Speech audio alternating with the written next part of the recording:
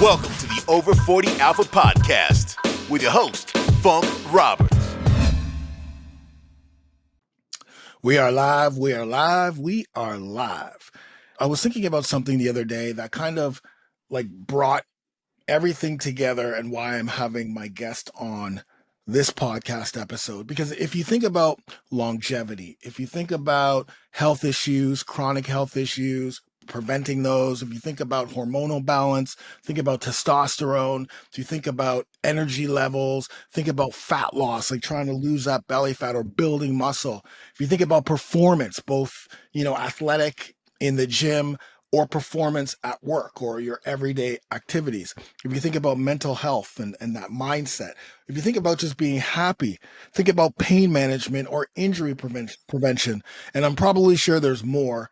There is one thing that is exponentially in common with everything that I just said, and that is sleep. If you don't get the optimal sleep, all of those things I just talked about, and probably many more, will be affected. So today I'm excited to have, I consider a very good friend. I consider someone I could give a call anytime and they would probably help me at any time, who is a sleep expert.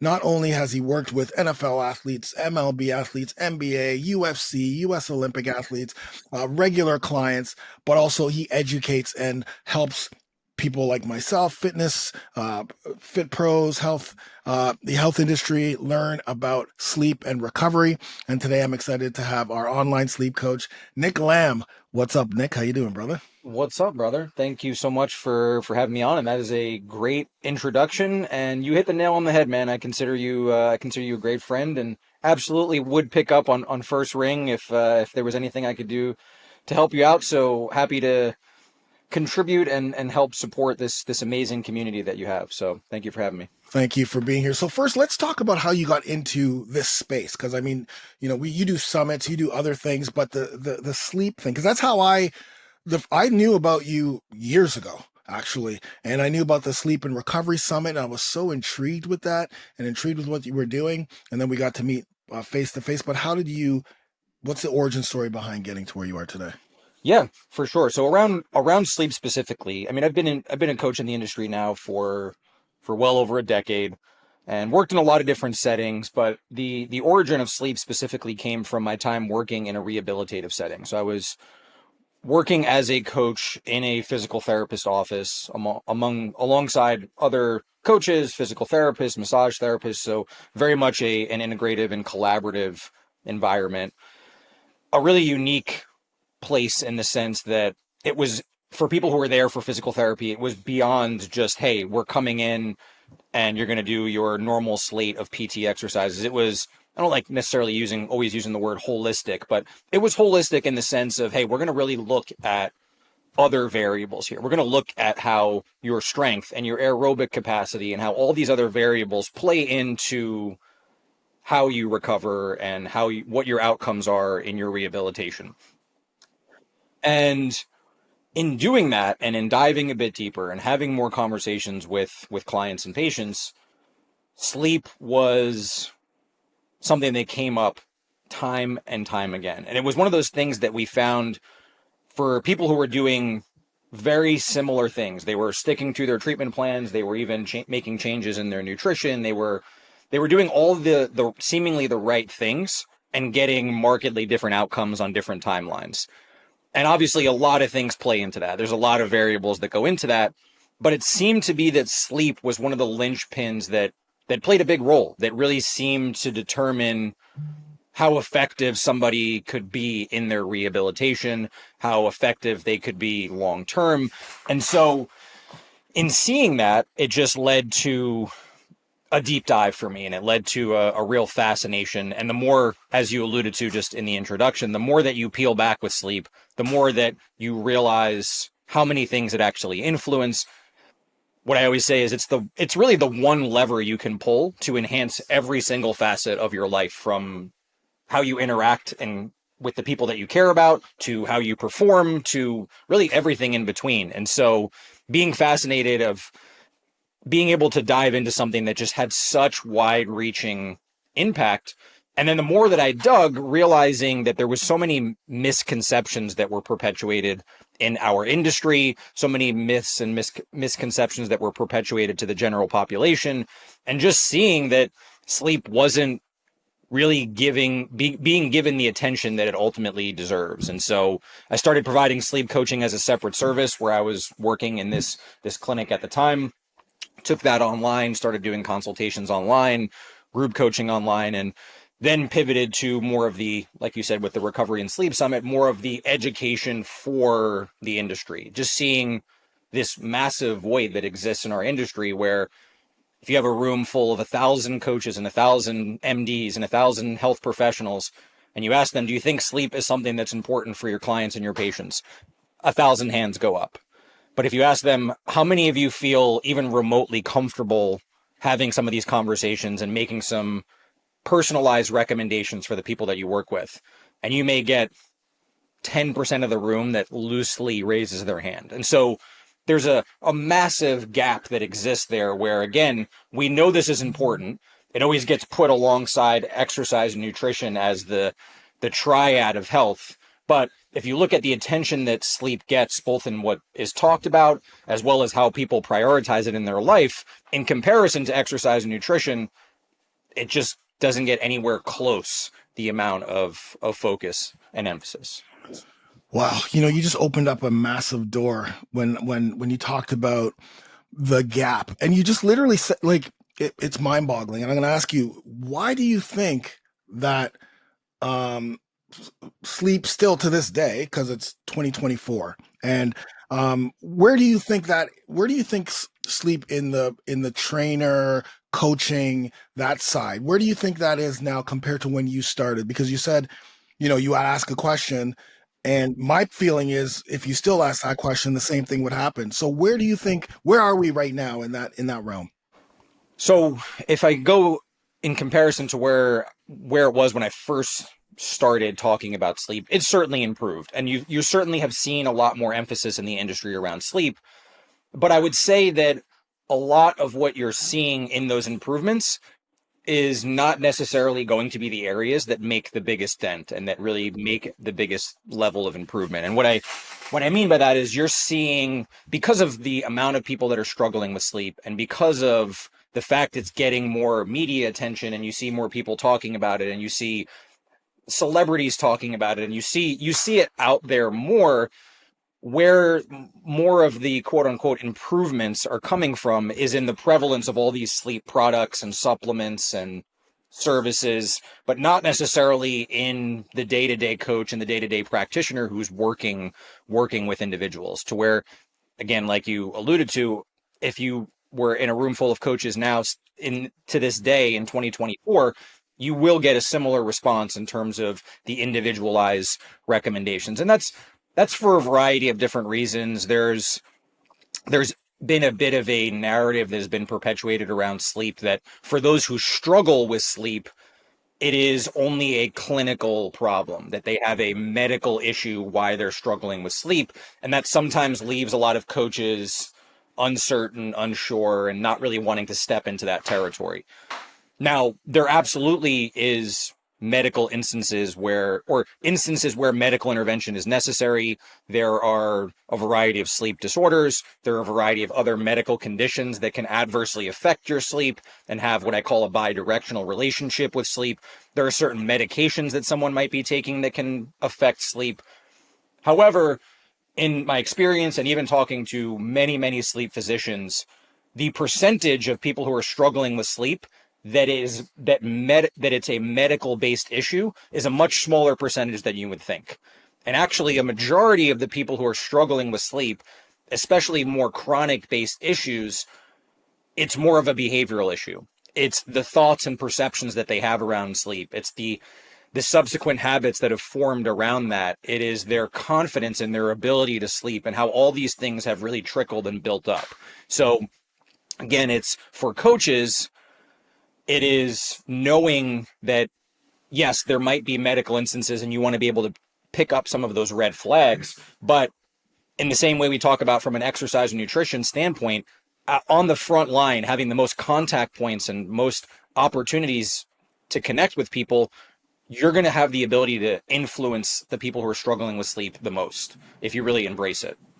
Yeah, I mean, I have to agree with you 100%. And I think, one of the things that I see, and even in me, like, like after this conversation, I'm definitely diving into your sleep certification course because, sleep, it's so weird to me. And again, I'm just trying to wrap my head around this. If I talk to people on the street, and we just start talking, and we're, they all know I'm a fitness person. Like last night, I was speaking to Steven last night, my neighbor, and we're just talking and going back and forth. Like, yeah, I'm just got, I'm making some inroads, but I think it's my sleep. Like I hear that all the time. I think it's my sleep. I'm struggling with sleep, this, sleep that. Like, so it's almost like everyone even knows it's. Now they may not know that sleep has to do with, is related to all the things that we talked about, the fat loss and muscle growth, whatever. And if they just literally worked on the sleep portion of it, man, what a difference. But when everyone kind of knows, oh yeah, I'm struggling with sleep, and they're still not doing any, like it's still the last thing that people want to change. You think that it's because it's not sexy. You think that it's because like, you know what I mean? Like I think it's harder to eat healthier. It's harder to go to the gym all the time. It's harder to do mobility and recovery. It's harder to do those things as opposed to this to like focus on sleep. What is your take on that? What do you think about that? No, and it's a really good point, man. And there's honestly, I think it's multifaceted. I think there's a lot of things that play into that. I think there's a leftover of certain narratives that have been perpetuated, and especially in corporate spaces and in high intensive stress environments where people who sleep less and stay up later, the people who are responding to emails first thing in the morning and responding to emails late at night, are the ones who are being rewarded and promoted and touted as being hard workers and people who really care about the company, and all of these narratives around sleep. I think there's a component of that being left over for sure, where that narrative still exists and that narrative is still out there. But on the other side of that, like you said, making changes around your nutrition, consistently exercising, those are harder. Those are harder to do on a consistent basis. Who doesn't enjoy a good night's sleep? It's free, it's relatively easy for you to grab. And sometimes I have found that there is a perception with that if something is not more challenging to do, it doesn't carry the same weight in someone's head, or they don't feel that it's as impactful. Even though it's that low-hanging fruit and it can be so impactful, if people don't have the same element of struggle in their mind, then they don't perceive it as being as valuable. Another layer is, I find for the vast majority of things in our industry, and I'm sure you would agree, we tend to overcomplicate things.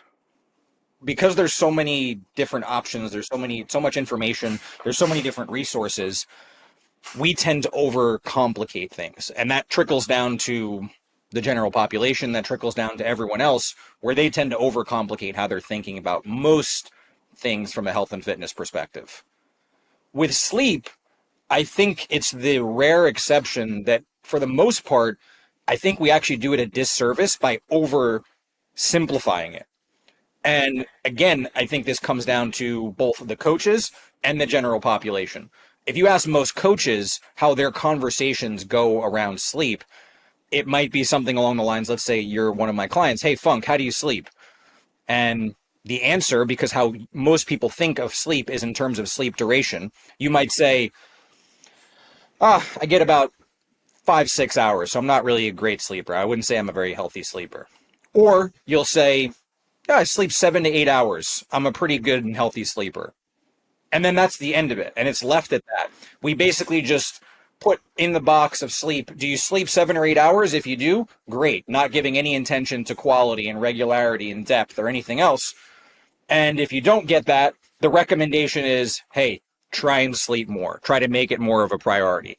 And sometimes for some people, it is just a matter of giving yourself a bigger window of opportunity. But for many, that just really oversimplifies and kind of misses the boat, right? And when coaches and practitioners do that on a regular basis, this has a trickle-down effect as well, to where, well, I just went and saw my coach, or I just went and talked with my doctor, and we spent 15 seconds talking about sleep, and then we spent all this time talking about all these other variables. So all these other variables must be much more important. So I think why we are where we are in terms of sleep is really a combination of a lot of different things. Right. Okay. Yeah. So that's yeah, I believe that too. The complication, like my program is very simple, and I think, and what happens is when people first start, they want more. Like, are you sure this is all I have to do? Yeah, man, that's all you have. Like, just 3 meals. That's it. Like, no counting calories. No. Don't dude, just put it on your plate. Make sure that you can, pick out the carbs, the proteins, the fats, and that's all you have to do. Especially when you're getting started, right? Yes, I mean, yes.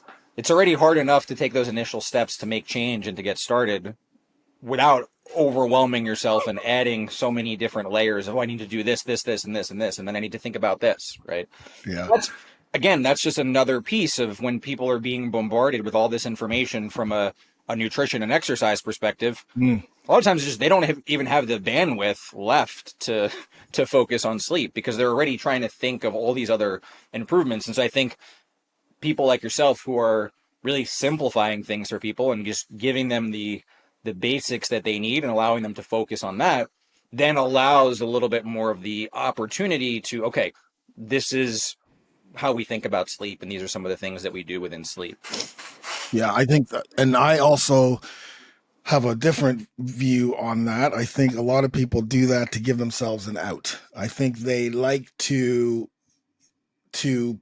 over complicate things so that when they try to do something and it doesn't work only because it's extremely complicated, there's already barriers, like, oh, you know what, this didn't work, I tried, no, it's too complicated, it's too complicated. Like, I see that a lot too, and I'm just like, hey man, just keep it simple. I don't want you to fail. Okay, so one last question before we keep diving into there. How important do you think sleep is, like, to everything else that so nutrition, let's go down the line. Nutrition, workouts, recovery, like mobility stuff, supplementation, did I say nutrition? Yeah, mindset, sleep. Which one, if you focused on one thing, could give you the biggest result, the fastest result, if you just focused on the one?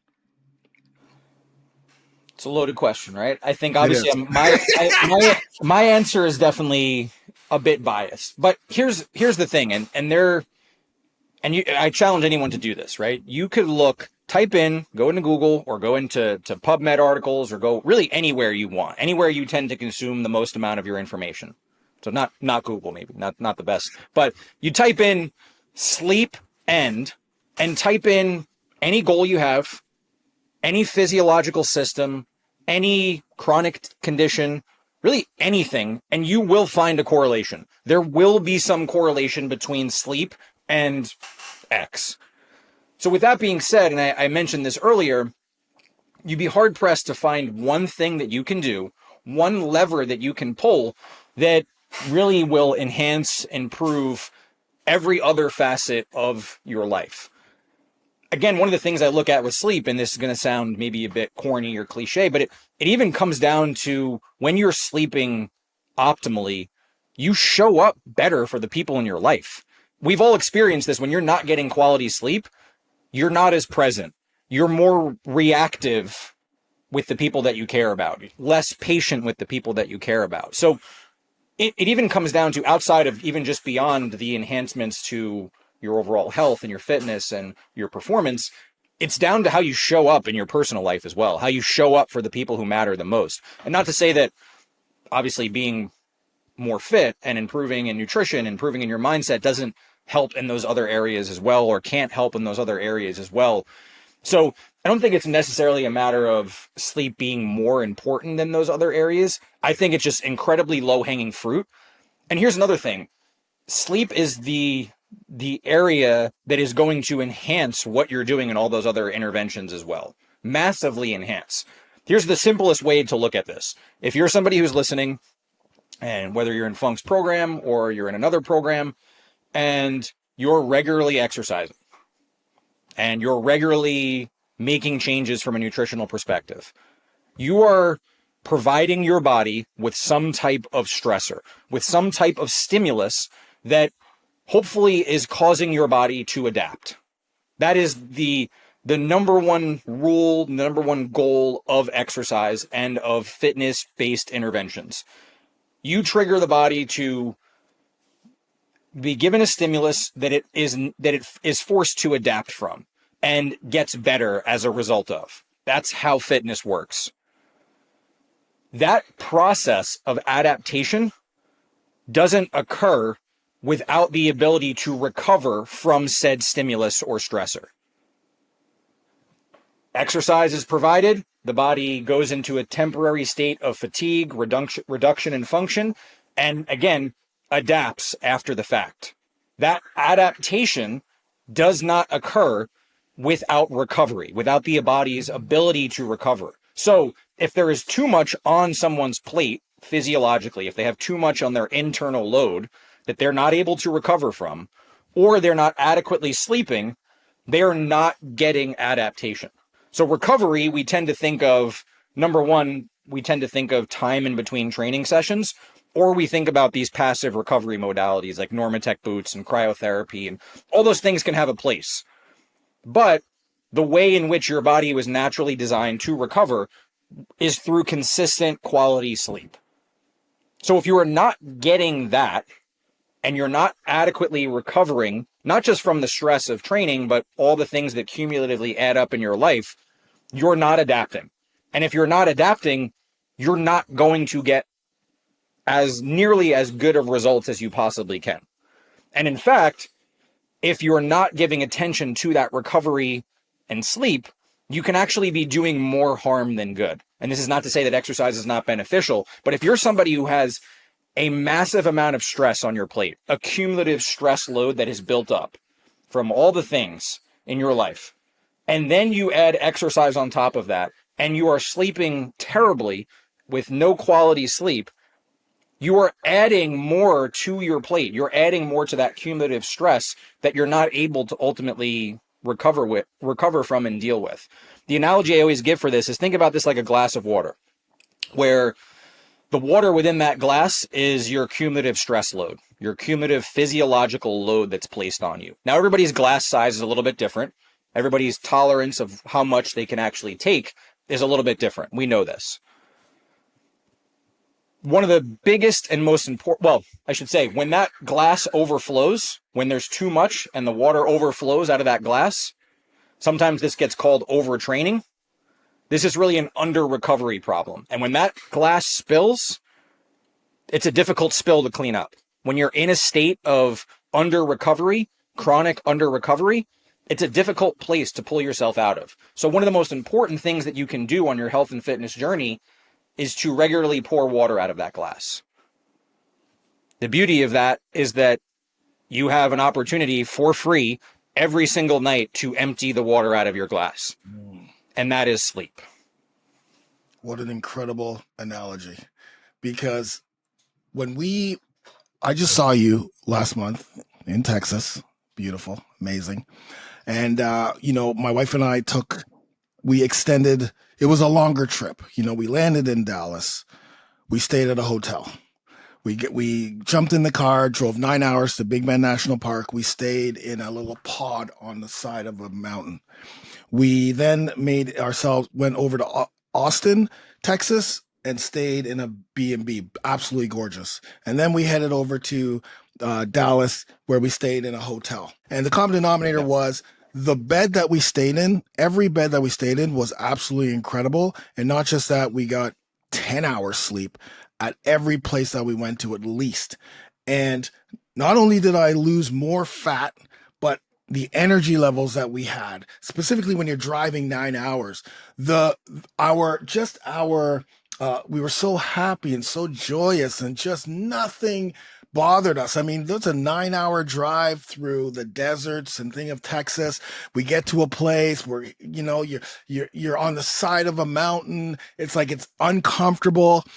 No, we looked at each other when we landed in Toronto and said we've gone to a lot of trips. That was the greatest trip we've ever been on. Zero negative, nothing ever happened. And then we started to think about, man, you know those beds that we stayed in and the Yeah. sleep that we got. We were in bed by like 7 a lot of the times and up like at 7 or 6. But we got so much high quality sleep that everything that we did on that trip, from workouts to traveling to going to to presenting, everything was like Yeah. it was insane. And it was like, and then my body, like my physical body was like, we just went away for 10 days and I'm leaner. I'm more, I had just more defined.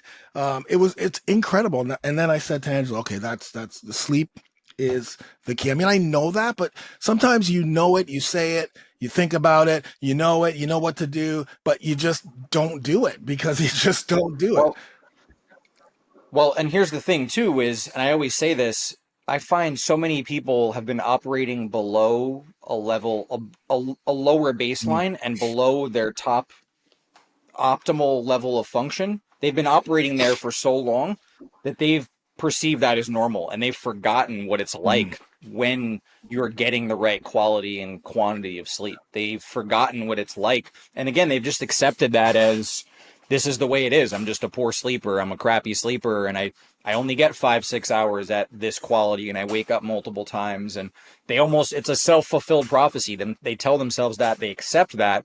And then again, they forget what it's like and they just think that that's their baseline, right? And there's a lot of elements of that, of course, to unpack as well. But one of the other things to highlight with you being away and getting such great sleep, and this can be another thing that we talk yeah. about, but one of the biggest things that people sometimes struggle with sleep is when they've been struggling for a while and they've had multiple weeks into months that they've not been able to sleep. It really builds up and snowballs into something we call conditioned arousal, to where your bed, your bedroom, your bedtime almost become a learned association and expectation to be awake and to be struggling with sleep. And a really good test for this, if that's potentially you, is when you are removed from your typical environment and schedule, the things that tend to trigger wakefulness, i.e., being away and being in a hotel, and you're getting better sleep, that's a really strong indication that you've built up this conditioned arousal in your current environment, Mm, right? Because now when you're removed from that, you're removed from your normal routine, you're removed from your actual physical bed and bedroom, then you're getting sleep. And that also can serve as a really great reminder that there's nothing inherently wrong with you. Sometimes people feel as if because they've been struggling for a while, they're not physiologically capable of getting more sleep. mm. I just can't get more sleep. But then when you're in a different environment and you realize, oh, I actually can, I'm just not getting it. And I just have to bridge that gap. Exactly. Right. And that's exactly what we did as soon as we got back, like a specific routine. But now let's jump into like, give us the entire sleep cycle from the time you're about to go to bed, what happens hormonally to waking up and what's going on under, while we're sleeping and what's the optimal thing that we're looking for. Yeah. Okay. So the way I'll break this down that I think is the most helpful to really understand how sleep occurs, what's going on, as well as to start to pinpoint where things might be going wrong, is we're going to talk about three mechanisms, the three mechanisms that are at play when it comes to sleep. The first is your sleep pressure system. Now, this is the simplest and easy to understand. It's the simplest and easiest to work with. The sleep pressure system essentially works where for every second that you are awake, you are building this sleep pressure. And that sleep pressure correlates with a level of sleepiness that is triggered within your brain. This is just a byproduct of the energy that we use. So if people remember back to their high school science classes when you learned about ATP, as ATP, which is your fuel source of energy, is broken down, one of the byproducts is something called adenosine. And this adenosine accumulates in your brain, and that is akin to sleep pressure. And the longer you're awake, the more energy you're using, the more that adenosine builds up. And when it hits a certain threshold, when it hits a certain point, you feel much more sleepy. There are things, of course, that we can do to enhance this, and there are, of course, things that we do to disrupt this. For example, we can actually use sleep pressure to our advantage in something called sleep restriction, which is having you actually, as counterintuitive as it sounds, staying up a bit later to build up more sleep pressure to where that urge to sleep becomes that much more overwhelming. And we can come back and talk a little bit more about sleep restriction and some of the nuance with that. Naps. I always get questions and asked about naps. Naps can be great. I myself am a regular napper, and I find that they're very effective for me, but there are some really big considerations with naps. And these considerations come down to this sleep pressure system, because as the sleep pressure builds up, how you reduce the pressure is via sleep. So when you are napping, you are, of course, sleeping. So if you are napping too late in the day, for example, and you are reducing some of that sleep pressure and not allowing enough time in between the end of your nap and when you are going to sleep, you're not allowing enough time for it to build back up to a healthy level, you're missing out on one of the key elements of what helps you sleep. So this is where timing of naps and length of naps becomes very important. Caffeine is another consideration when it comes to sleep pressure. The way in which caffeine works to provide the alertness and focus that we ideally get from it is it binds to the receptors in your brain that are for this adenosine I mentioned. Meaning when caffeine is circulating and present, adenosine is not able to bind, meaning you're not getting the same signal of sleepiness. This also explains why, if anybody, well, you all have experienced, if you consume caffeine, you've experienced the caffeine crash before. It's because adenosine hasn't been able to bind and it continues to build.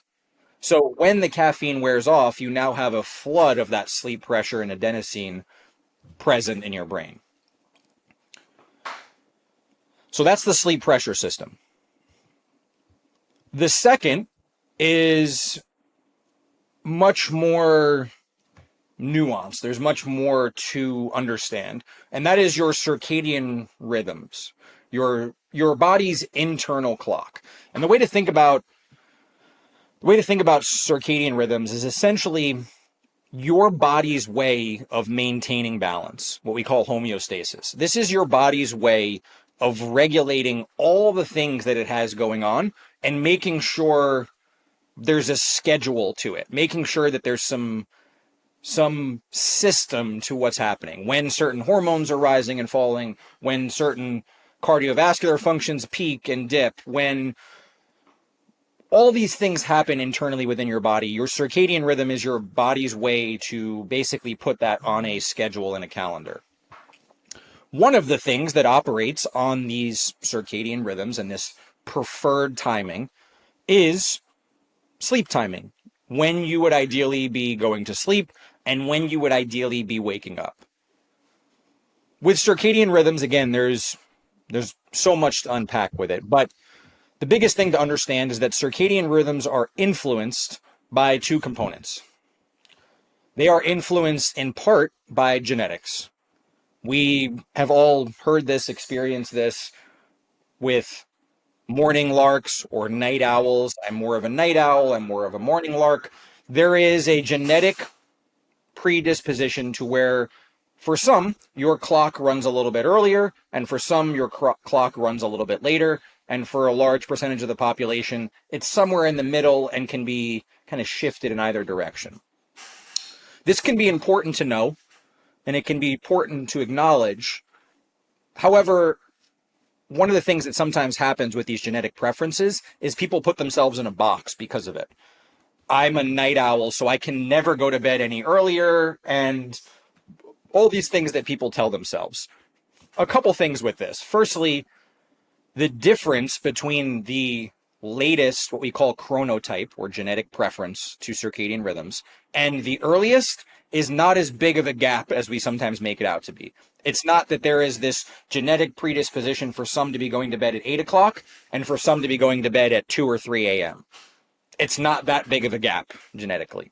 It's more the habits that people attach to it that create that massive gap. The second important piece with this is to understand that, much like anything, genetics are just a small part of this. Genetics load the gun, environment pulls the trigger. We've heard that before, right? I put my own subjective percentage on this. This percentage is not based on any research, but I put it out there that these chronotypes make up only about 25-30% of the circadian rhythm equation. And the rest come down to environmental and lifestyle factors, the things that we can actually influence, the things that we can actually work with. And within that, you have really 5 primary, what I call circadian levers. And I call them levers because they're things that you can pull on. They're things that you can influence. They are light, or the absence of light, and we can talk more about that. That's the biggest one. Sleep timing, just intention and consistency to when you go to sleep and when you wake up. Exercise and movement timing, nutrition, and temperature. All these things, when you do them and how regular you are with that, can play a large role in your circadian rhythms and where you're shifting that internal clock, right? And this is for people who have situations where they have mismatched clocks. Shift workers is, of course, the biggest example. They have to become what I call masters of these circadian levers. They have to really understand them and understand how they can flip-flop them and work within them. So again, that's on the second mechanism around sleep, circadian rhythms, that's a very condensed, abbreviated version of that. And then the third and final mechanism is what I call the arousal system. And this is having a balanced arousal system. For some, they like to equate this to the autonomic nervous system. However, for anyone who has spent some time studying the autonomic nervous system, it's a bit more complicated than we make it out to be. It's not just a quick switch of, hey, you're sympathetic and then you're parasympathetic, right? It's not quite that simple. Sometimes you'll also see the mention of the balance between different neurotransmitters in the brain that need to turn on or turn off to transition from wakefulness to sleep. However, with the autonomic nervous system and these neurotransmitters, it's just not a very practical way to think about it. So we think about it as an arousal system. And the analogy I give for this is to think about a dimmer switch.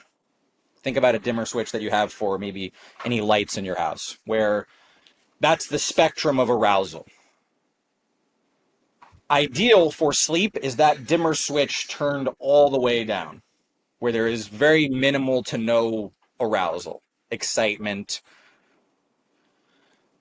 That arousal switch turned all the way up is a full-blown state of panic, right? That's where sleep is impossible in a state like that. But what's, I think, really important to highlight is that even slight turns of that dimmer switch, so even slight arousal, can actually have a pretty large impact on your sleep and your sleep quality.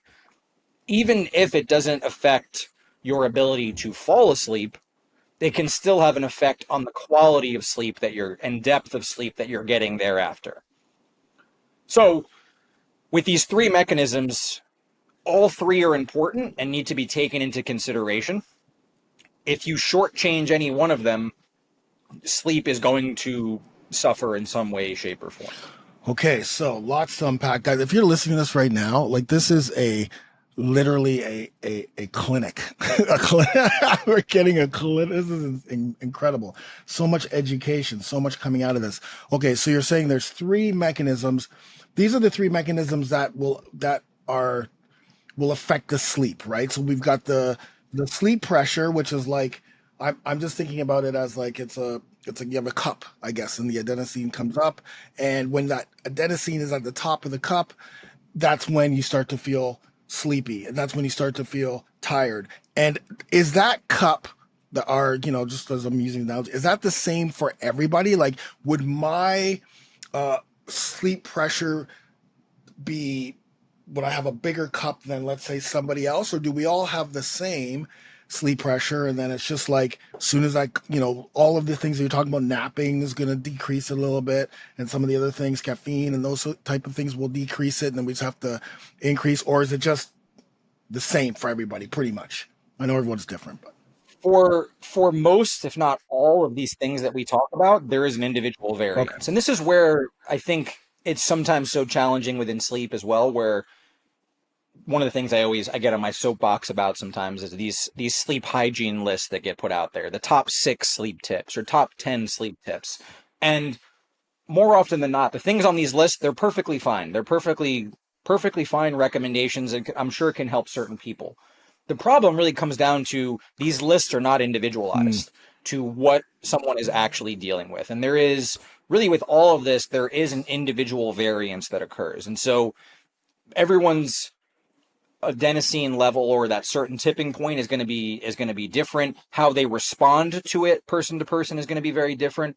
And then ultimately the fact that not everybody's lifestyle is identical as well. So for example, one of the ways in which exercise actually serves to benefit sleep is at the right intensity, it actually increases the rate and accumulation of that adenosine. So it allows more of it to build up and more of it to build up quickly, which can serve, of course, again, to benefit aiding you in helping to sleep. The other is that it triggers your immune system. You get an immune response. But that's one of the ways in which exercise can actually be of benefit to helping you to sleep. And so depending on activity levels, depending on caffeine consumption, depending on all these different things, that sleep pressure is going to have a different response person to person. Okay, so if we do metabolic training for 30 minutes, high intensity, whether it's with dumbbells, whether it's with kettlebells, but it's high intensity, 30 minutes, one exercise to another versus going to the gym, doing buys and shoulders or, back and chest, for an hour, longer rest periods and the third going on a treadmill or a stair climber for 60 minutes and just at a moderate rate. Which one of those 3 would potentially fill that adenosine or the adenosine level the best? It's a good question. It's also a tough one to answer. I would say all 3 can serve to have a benefit to increasing adenosine accumulation. I mean, I will say that the research around this adenosine increase and accumulation tends to be based mostly around moderate intensity exercise. The thing with that, of course, is what does that mean? How are we rating that intensity? And as I'm sure you obviously very well know, that same metabolic workout for all the different men that you're working with, they're all going to rate the intensity differently. There may be some, they've been with you for forever and were even exercising before that. They're going to rate it as pretty low to moderate intensity. And somebody who it's relatively new for is going to rate that as high intensity. And so I think the biggest thing to consider in consideration of exercise and a potential downfall when it comes to sleep is if the intensity is incredibly high to where you're getting more of a cortisol response and to where the thing is with exercise is the more that someone's doing and the greater the intensity, the greater the recovery demand, right? There's a reason why you'll always hear LeBron James and Roger Federer and high elite athletes will say that they sleep 10, 11 hours on a consistent basis. It's because they need to meet the recovery demands of what they're physically putting on their body. Doesn't mean that everybody needs that. And so the biggest thing to think about is there is a recovery demand that needs to be met with more activity and with a greater intensity.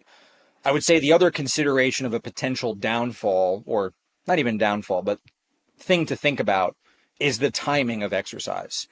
Where, for example, someone who is doing something moderate to high intensity very late in the day or in the evening or at night even, they are increasing their core body temperature, they're getting a cortisol response, and some of these things are pulling you in the opposite direction of what we would ideally get from a sleep perspective. Again, one of the levers for circadian rhythms is movement and exercise. And so if you are exercising at a time that is not a normal, natural rhythm-based time, it's going to throw off that internal clock a little bit.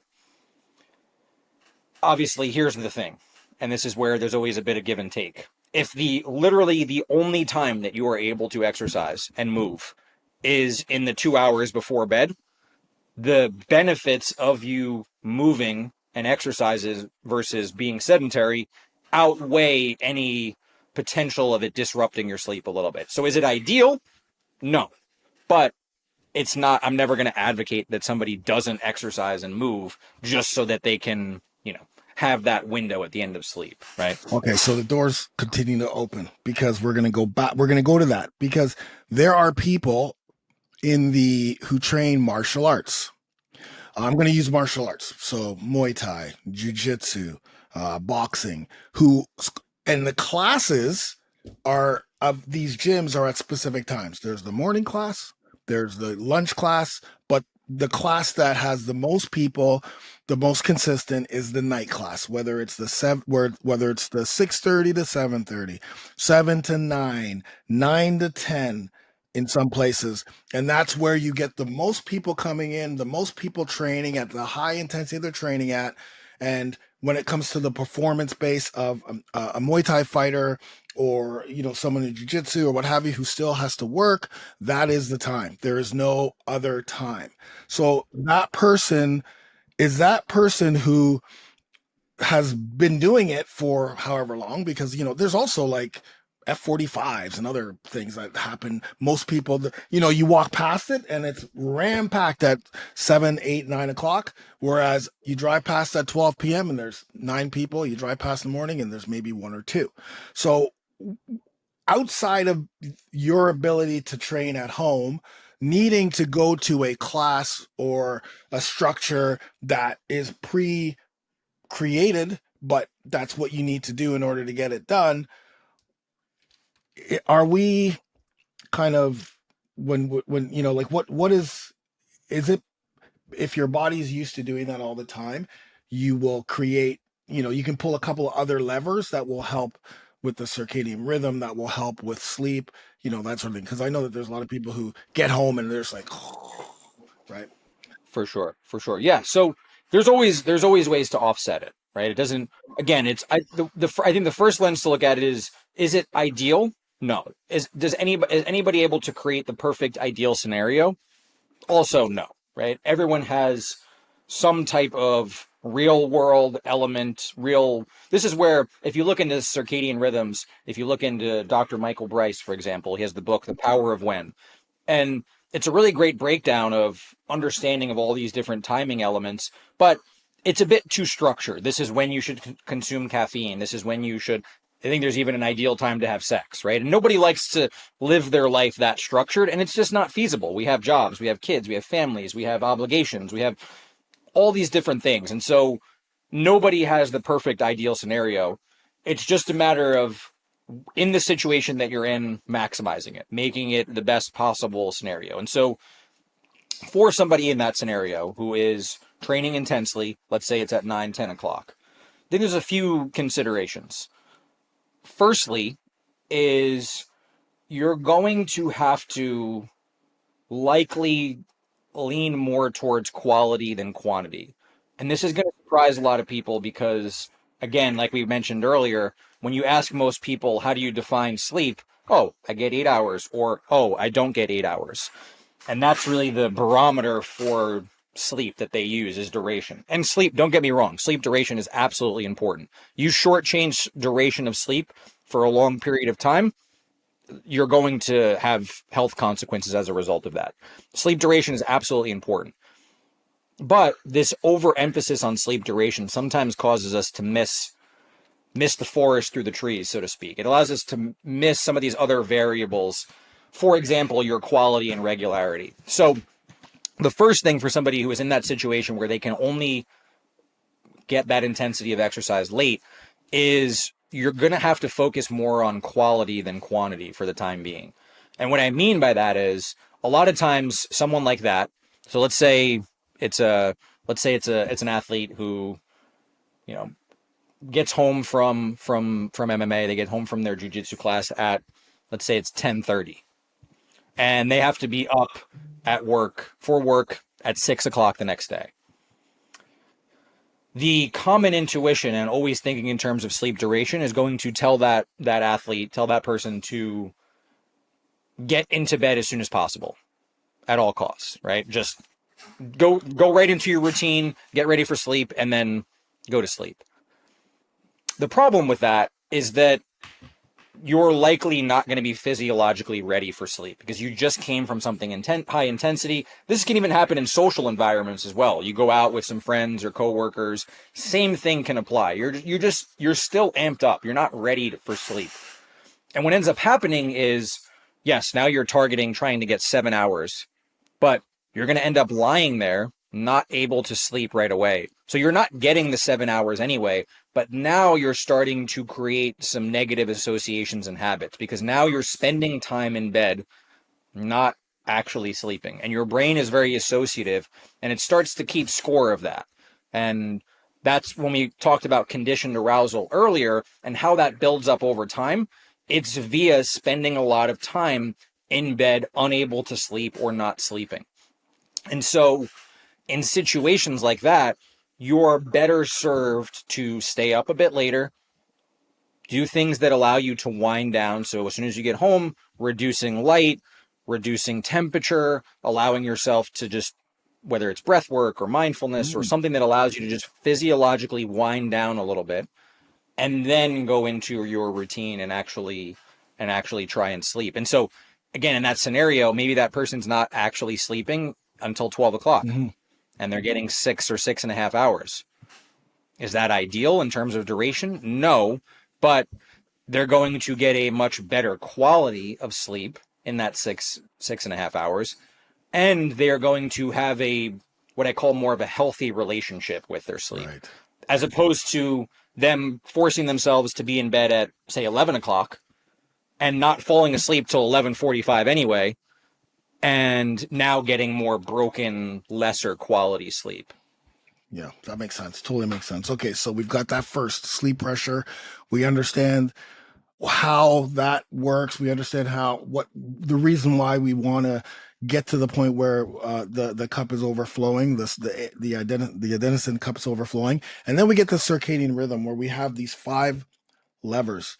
Let's quickly go through these 5 levers, like light, the sleep timing, nutrition, exercise, and temperature. What are the ideal? Because people are gonna ask. Okay, so that's great. I understand those. Light? What's the light I should have? What's type of exercise, etc. So yeah, if you can dive into each one of those, that'd be great.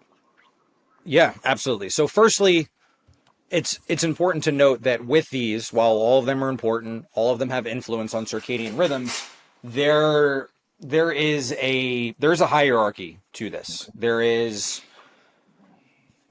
are some that are more impactful and more influential than others. And most notably, light is going to be the most important and the most influential. And the reason for that is that, again, we talked about these internal clocks, and you can almost visualize this or conceptualize this as if every organ system and every cell in your body had these little clocks. They don't have actual clocks, but you can visualize it as that, where all these little clocks are in every single cell, they're in every organ system. These clocks are communicated to via a master clock that is located in a small cluster of cells in your brain called the SCN within the hypothalamus. So there is a master clock that is giving the initial signal that then communicates to all these other clocks in your livers and your kidneys and your cardiovascular system all over. That master clock, that small cluster of cells, is directly influenced by light. There are melanopsin cells within your eye that perceive the absence of light or presence of light, and that has a direct line to that SCN, those small clusters, that small cluster of cells. And so essentially the signal that is being provided via light or the absence of light is going to have a trickle-down effect on every other aspect of your physiology. This is why light is so important.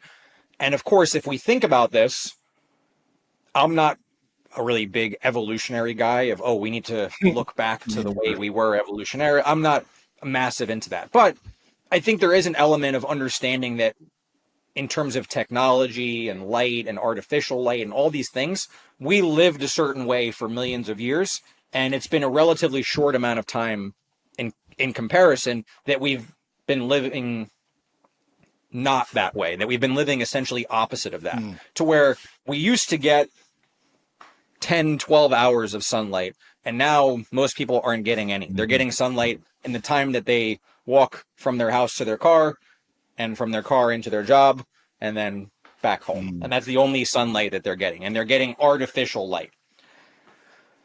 So with this, there's a few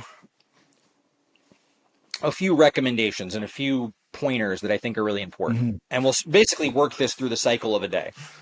So firstly, it is ideal to be waking up with some type of natural daylight, natural sunlight.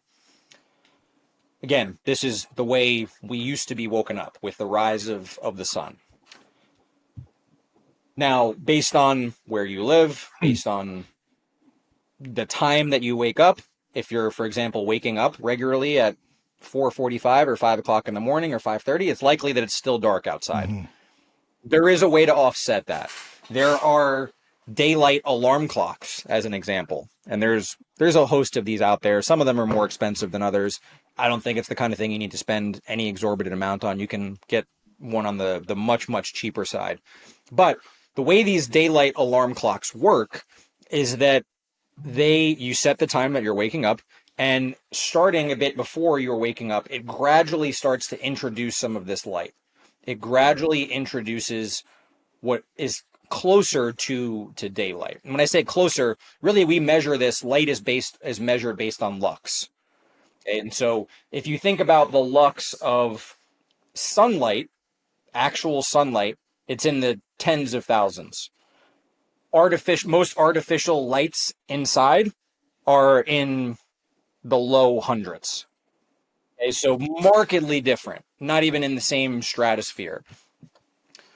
The daylight alarm clocks are giving you a lux that is closer to sunlight or daylight. Not exactly, obviously, nothing like the real thing, right? But it is much closer. Okay, so that is a way, and also what you'll likely find is this is just a much more pleasant and natural way to wake up, as opposed to the jarring sound of whatever you have set for your alarm clock. Exactly. That just kind of jars your cardiovascular system. You hit snooze, and then 5 minutes later, it jars your cardiovascular system again. So it's just a much more pleasant and natural way to wake up. The second pocket is in your morning routine, in the earlier parts of your day, getting more sunlight exposure, whether this be just having breakfast outside, sitting outside, being outside for 5 to 10 minutes. Obviously, based on where you live and what time of year, this might not always be feasible, but here's the thing, even just sitting next to a window, so even if just you have your coffee or you have your breakfast, sitting next to a window is still a hell of a lot better than just sitting in a room where you're not getting any light whatsoever, minus your overhead LED lights. And then ideally getting another window in the early to mid-afternoon. And this can be going for a walk, this can be just stepping outside, it can be having your lunch outside, it can be just being outside for a bit. Same thing applies with sitting next to a window, or there are also, I mentioned daylight alarm clocks, there are also daylight lamps and bulbs and light boxes. So that can be something you look into as well if you're really in an office environment or an environment where there's no windows at all and you've got a strict schedule and you're not able to get outside for a few minutes or any of these things, where at least you're getting some of that signal. Just to interrupt, is that just like a lamp? Almost? It is, but it's the lux physical of these is much higher than just like your normal like LED light that we just, artificial lights that we have typically. But physically, like, is it like, just because I know that there, guys probably right now are saying, well, what does it look like? Where do you put it? Like, is it, if I work in an office, can I bring it to work? Do I put it somewhere? Like, physically, is it just something that anyone can have literally right there. They turn it on. Yeah. And could Yeah, there's even ones it's they call it a light box, Okay. and it's just you look them up. It almost looks like this one in particular that I'm thinking of that I know a lot of clients have used. Basically, looks like an iPad almost, Okay. right? And it just literally sits. You can sit right on your desk, and just the light emits, and it's just giving that signal, getting that signal. And it's one of those things that like, perception of other people. You bring that into your office on Monday, and they're going to be like, if it's you or you were in an office, be like, Funk, you all right, man? Like, what the hell are you doing? Right. So, and I get that, but again, thinking of the bigger picture of where these circadian rhythms are paramount to not just your sleep. I mean, the element we didn't get to talk about with circadian health is it's beyond just your sleep. I mean, I know we're obviously talking today in the context of sleep, but the fact that these clocks are in every single cell, every single organ system, circadian rhythm health has a massive implication on just how you perform and how healthy you are overall. And so if you're thinking of that and you're thinking of the fact that light is the master clock and it's the master influencer of this, then this is something that you definitely want to give some more consideration to. And then the other piece to light is the opposite. It's the absence of light.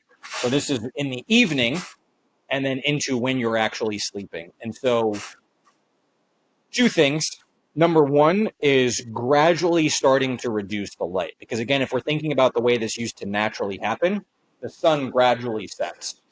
And if you think about the light as the sun gradually sets, it starts to become more red, orange, kind of that ambient type of lighting or amber type of lighting. And so in your personal environment, you can replicate this a bit as well. So firstly, what I always recommend for people to do is say 2 hours before bed, just go and reduce 50% of the lights that you have on. And I know we fall victim to this too. We have kids and all these things going on. All the lights are on in the house, even like rooms that we're not in, or there's like the big overhead light. Like they don't all need to be on all the time. So just reduce 50% of the lights that you have on. And the other is, again, these are even cheaper. You can find these super, super cheap, just red and orange bulbs. And having these in your bedroom or having one of these that you have as an option in your living room, it allows you to still kind of wind down in your day. You can still read. You can still, sit with your spouse. You can still do all these things, but it's more of a positive light influence because light is on a spectrum, right? And we've heard, I'm sure people have heard of blue light and the pitfalls of blue light. It's because the blue light is the end of the spectrum that provides more of a signal force for wakefulness, being awake and alert, versus the opposite of that red, orange, amber type lighting provides more of the signal for winding down. And so, again, just something as simple as having a few of those available. You buy a $5 red or orange bulb that you put in one of the lamps in your living room and one in your bedroom. It's one of those things that can make a significant difference. And then the last piece to light is complete darkness when you're sleeping. And when I say complete darkness, it means complete darkness. You'd be amazed at just how much, even with your eyes closed, your eyes are actually able to take in little traces of light. So if you have your phone next to you and the light is continually going off on your phone, or if you have, say, a cable box in your room and there's the little light or the time that's on the cable box in your room, those things actually matter. Those things actually make a difference.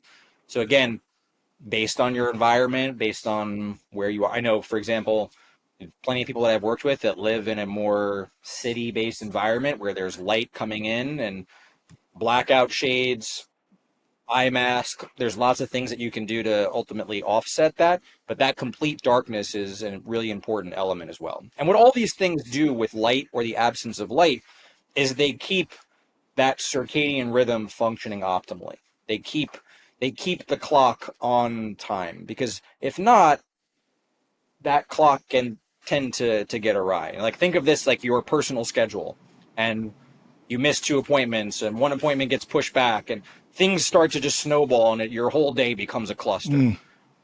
when your circadian rhythms are not aligned, that's essentially what happens with your internal physiology. It becomes a cluster. Right. Okay. So this is great. 10. So I go to bed at 10 and get up at 6. That was the first thing that I did. Started to normalize my sleep because I have the ability to do that, to say, okay, 10 o'clock to 6 o'clock. The funny thing about that the one thing about that orange light is Angela, my wife, who used to be on the iPad before she went to bed, like literally doing freaking games and stuff because she perceived that as the way for her to sleep, realized after a long time that, okay, this something's amiss here. This is not working. It's not happening. And so has changed to reading a book with an orange light. So now when I go upstairs and snuggle beside her, there's freaking, I think of Seinfeld when what's his name? Kramer was eating Kenny Rogers chicken, and there's that red light coming in. I think of the same thing. I'm like, oh, we're in Kenny Rogers. But for her, it's been a game changer. It's not the light from the iPod pad. It's an orange light specifically for this reason. And then the lights go out, and we're getting much better sleep. The blackout, extremely important too, because yeah, that little sliver right now, even though it's dark, I'd sleep, and if I open my eyes, the street's right there. So I can, and of course, your eyes automatically will go to whatever little light that's shining outside.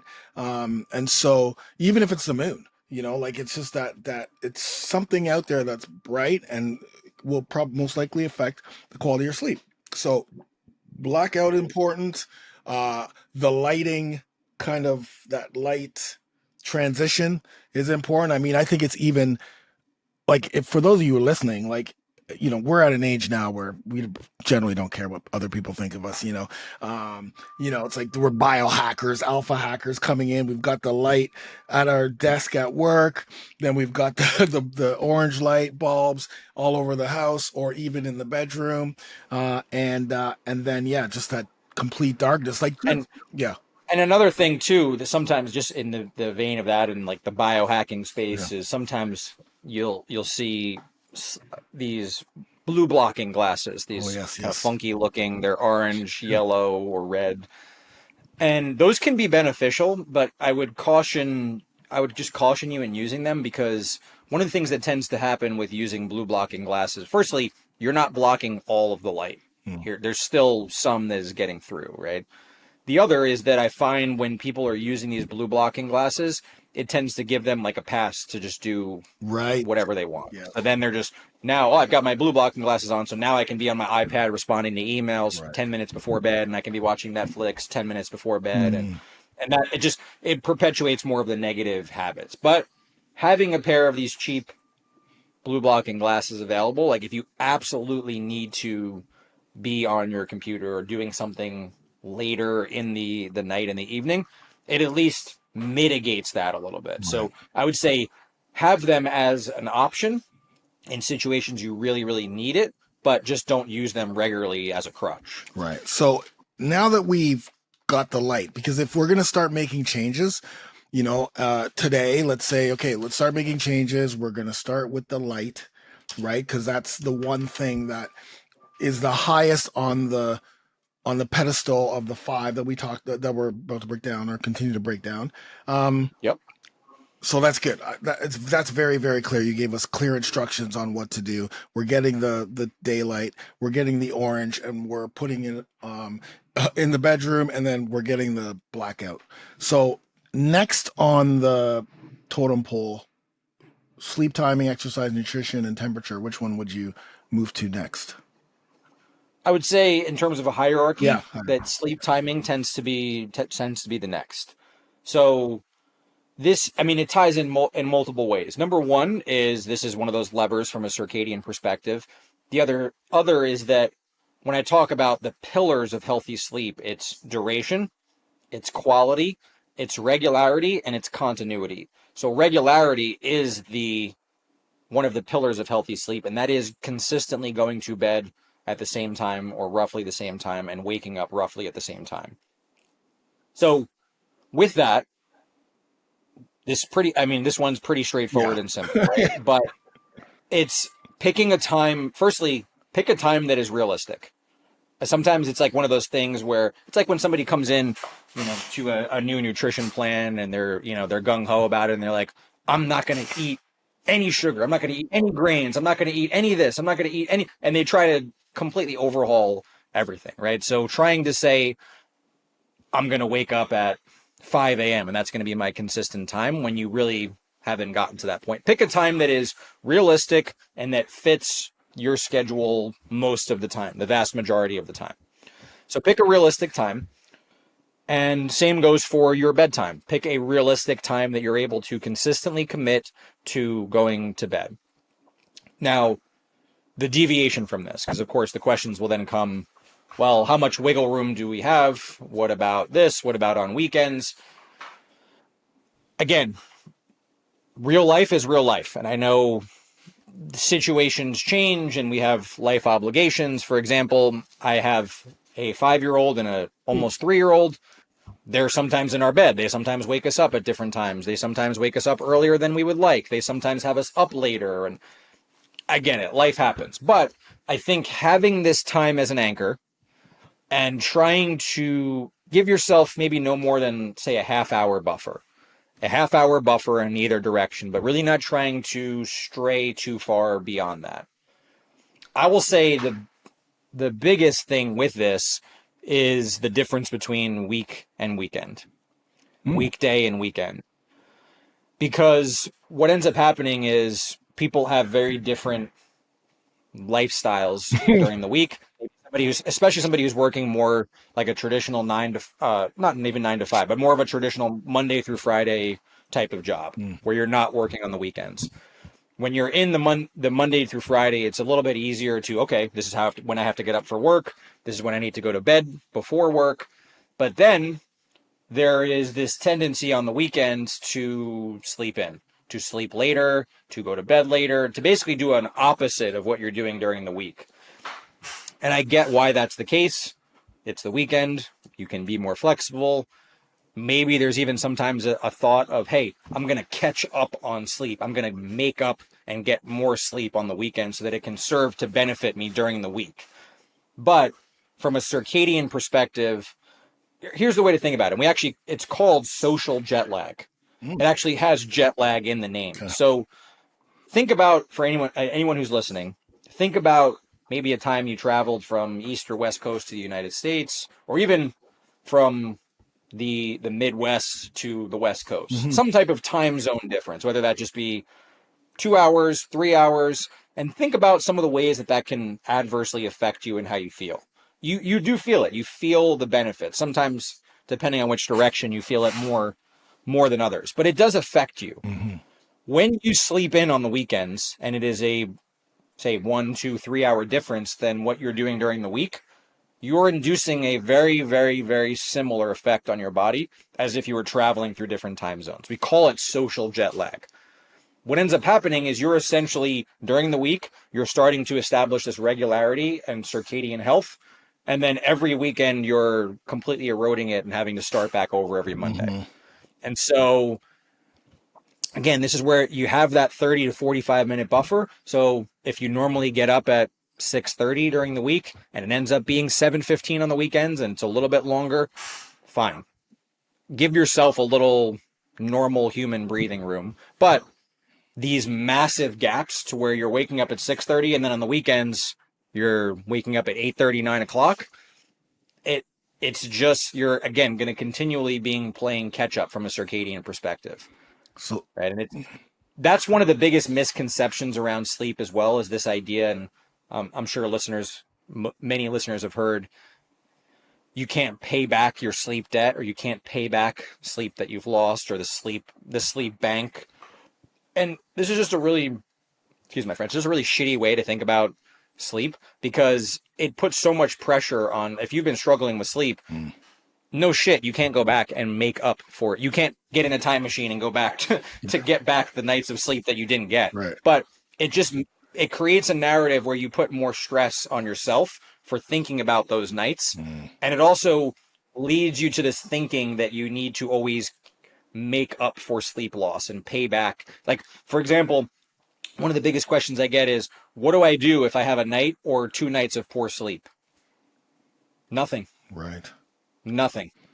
Go back to your normal routine, get right back into your normal routine, because the second you overcompensate and you overreact, you're throwing off and you're creating more of a long-term problem. Over caffeinating, napping during the day, sleeping in on the weekends, all these things that seem like you're doing the right thing to make up for that 1 or 2 nights of poor sleep, you're just you're kind of changing things in the long term. And so if you have a night of poor sleep, it happens to everybody. Yeah. Most important is that you go right back to just a normal routine, right back into what has normally worked, your normal bedtime, all of those pieces. I love the anchor piece, right? You said something about anchoring because, one of the biggest excuses that I get is, well, and there's one that's not really excuse, but this one is like, oh, well, I have kids, or I'm working on this certain thing, or there's I'm always, things are always all over the place, and that's why I can't get sleep. That's why I have a hard time getting to sleep at the same time, etc. And so when you have an anchor, I think what I like to tell guys, like, listen, man, if this is the most important thing, right? Like, if this is one of the most important things, your sleep timing, right? You talked about night owls. People kind of like to put themselves into this little box. Genetics was one of the things you talked about when it came to circadian rhythm. You said that some people are more apt to being, sleeping. I mean, being able to get to bed at 2 a.m. and others need, start at 5 p.m. or whatever it is. But they put themselves in the box. And I always say, listen, to those night owls, if I told you that you are going to make $1 million a week if you go to bed at 7 p.m. and get up at 5 p.m. because your job changed, you think you're going to do everything you can to change that and not become a night owl? 100%. So let's not put ourselves in that box.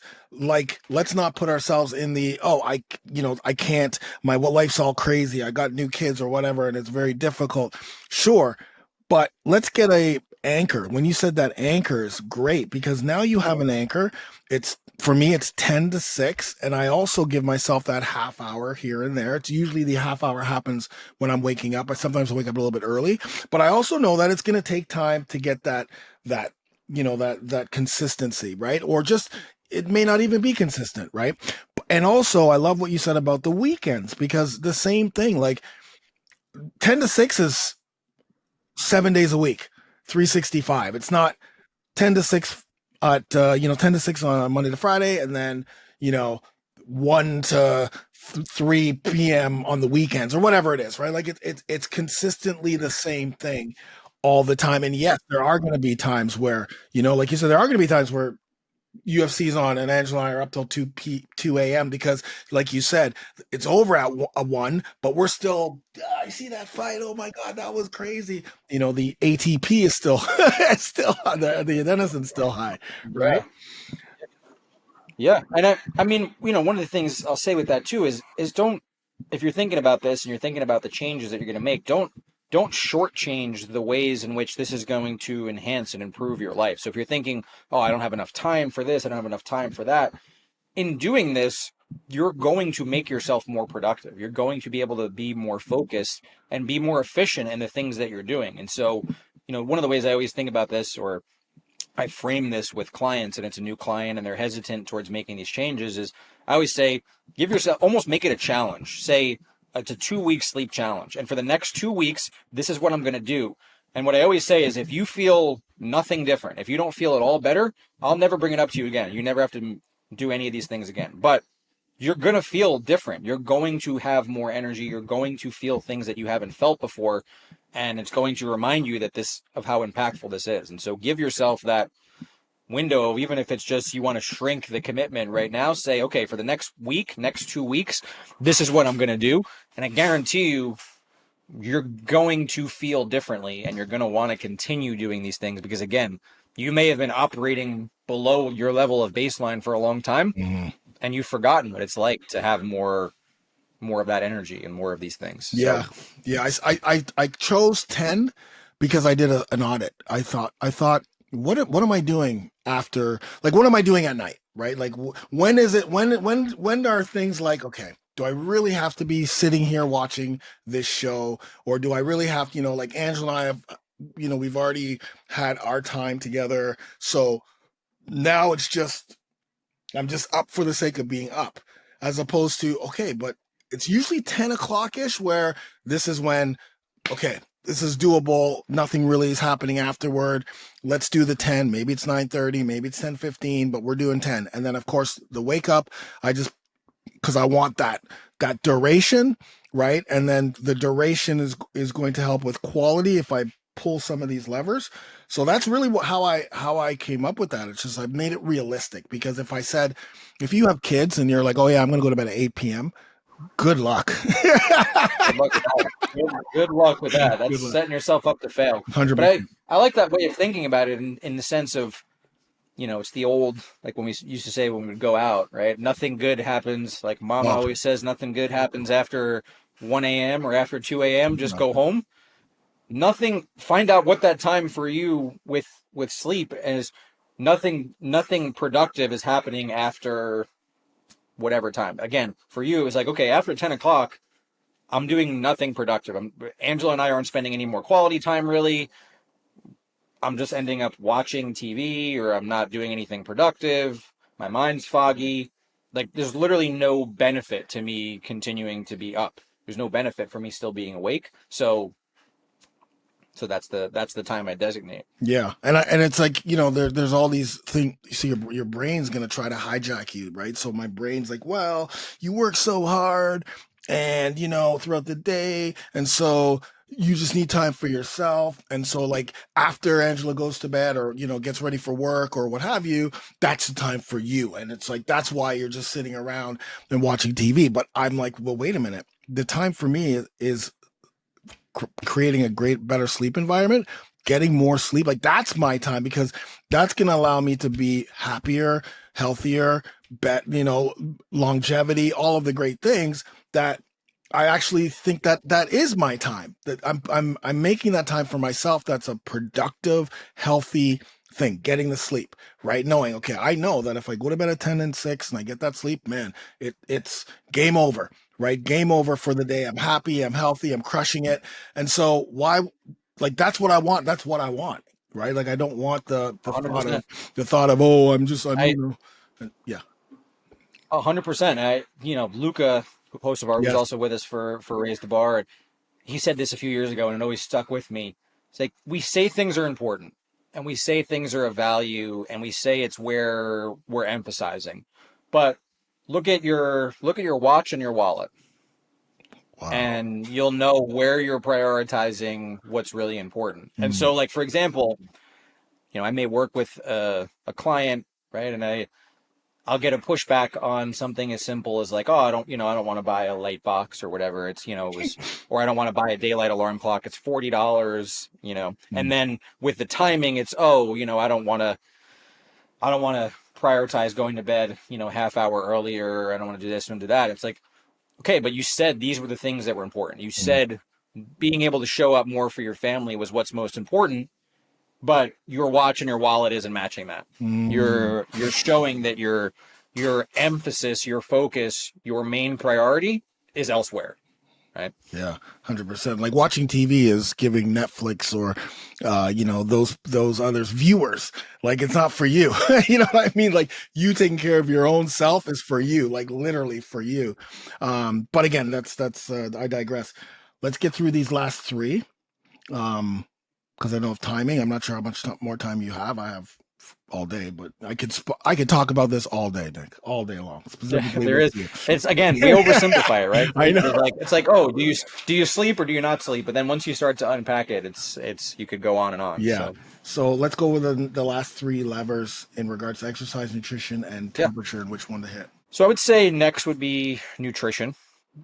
So with this, we're strictly, as a circadian lever, we're mainly talking about timing with this, as we are with most of the variables. It's more of a timing. And actually, if you look at some pretty prominent research, and from Dr. Sachin Panda most notably, He wrote the book, The Circadian Code, really good book, really good reference.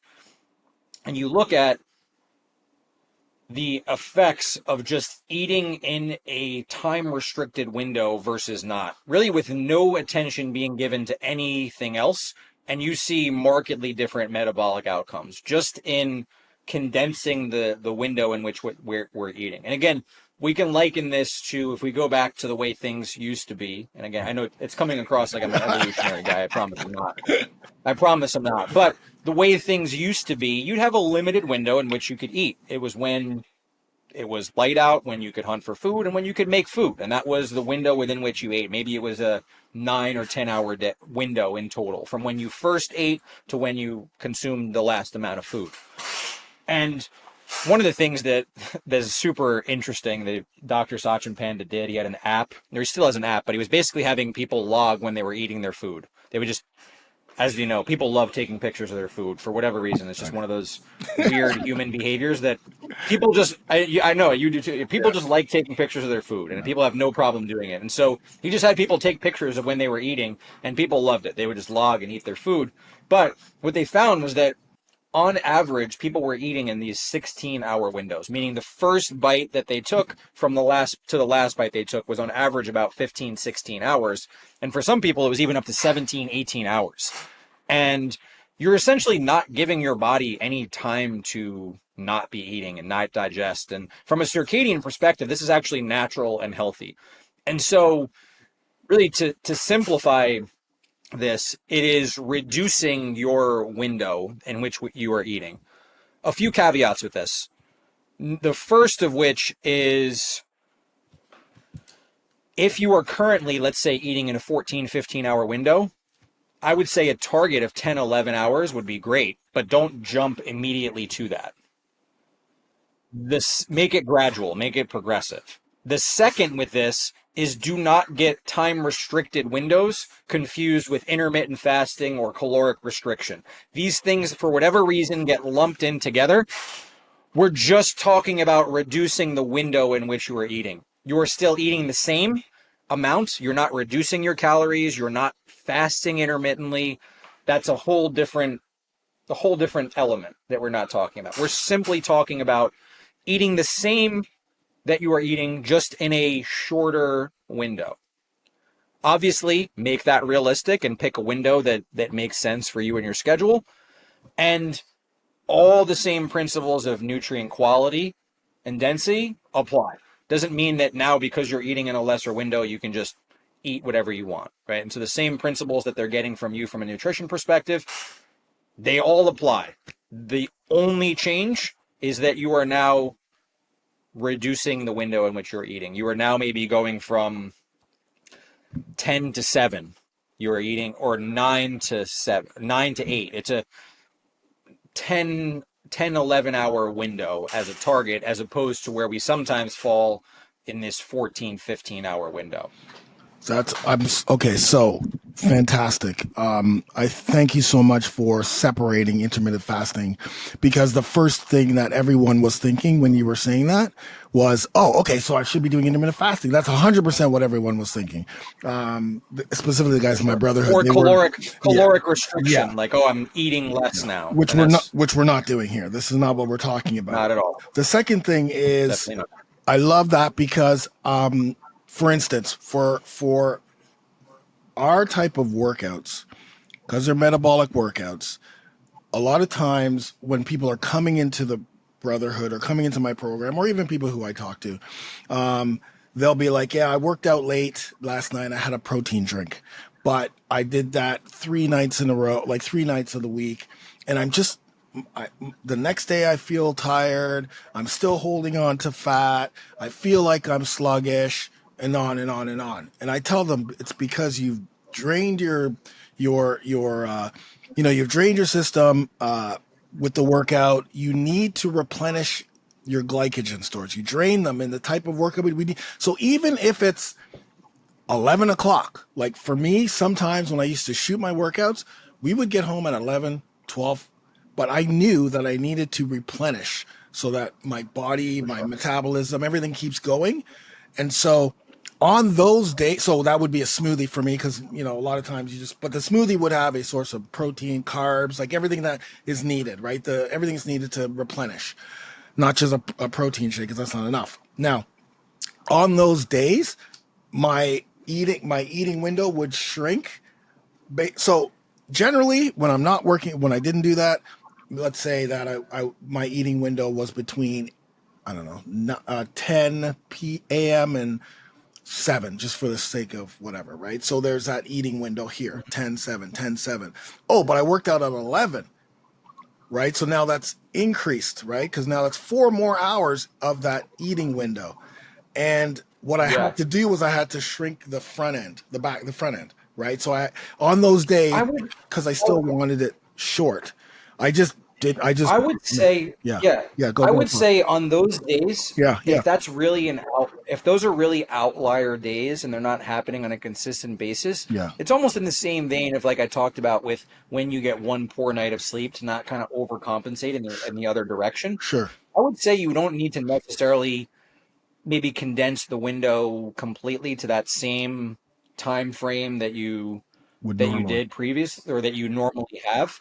If it's just that one outlier, unless you find it's in a situation where you're able to manage it. Because the thing is, what sometimes happens when people place too much of the emphasis on this and trying to change it is they end up not taking in as much as they need to, right? So like all these things are a give and take, and like these are okay, this is an ideal scenario, but like same thing with, even though it's not ideal to work out late, like we talked about, I'm never going to advocate that somebody doesn't exercise because the benefits far outweigh that, right? It's a give and take. And so, I wouldn't sometimes be hesitant to recommend like, oh, okay, now shrink your window from like 2 to 11 or something like that.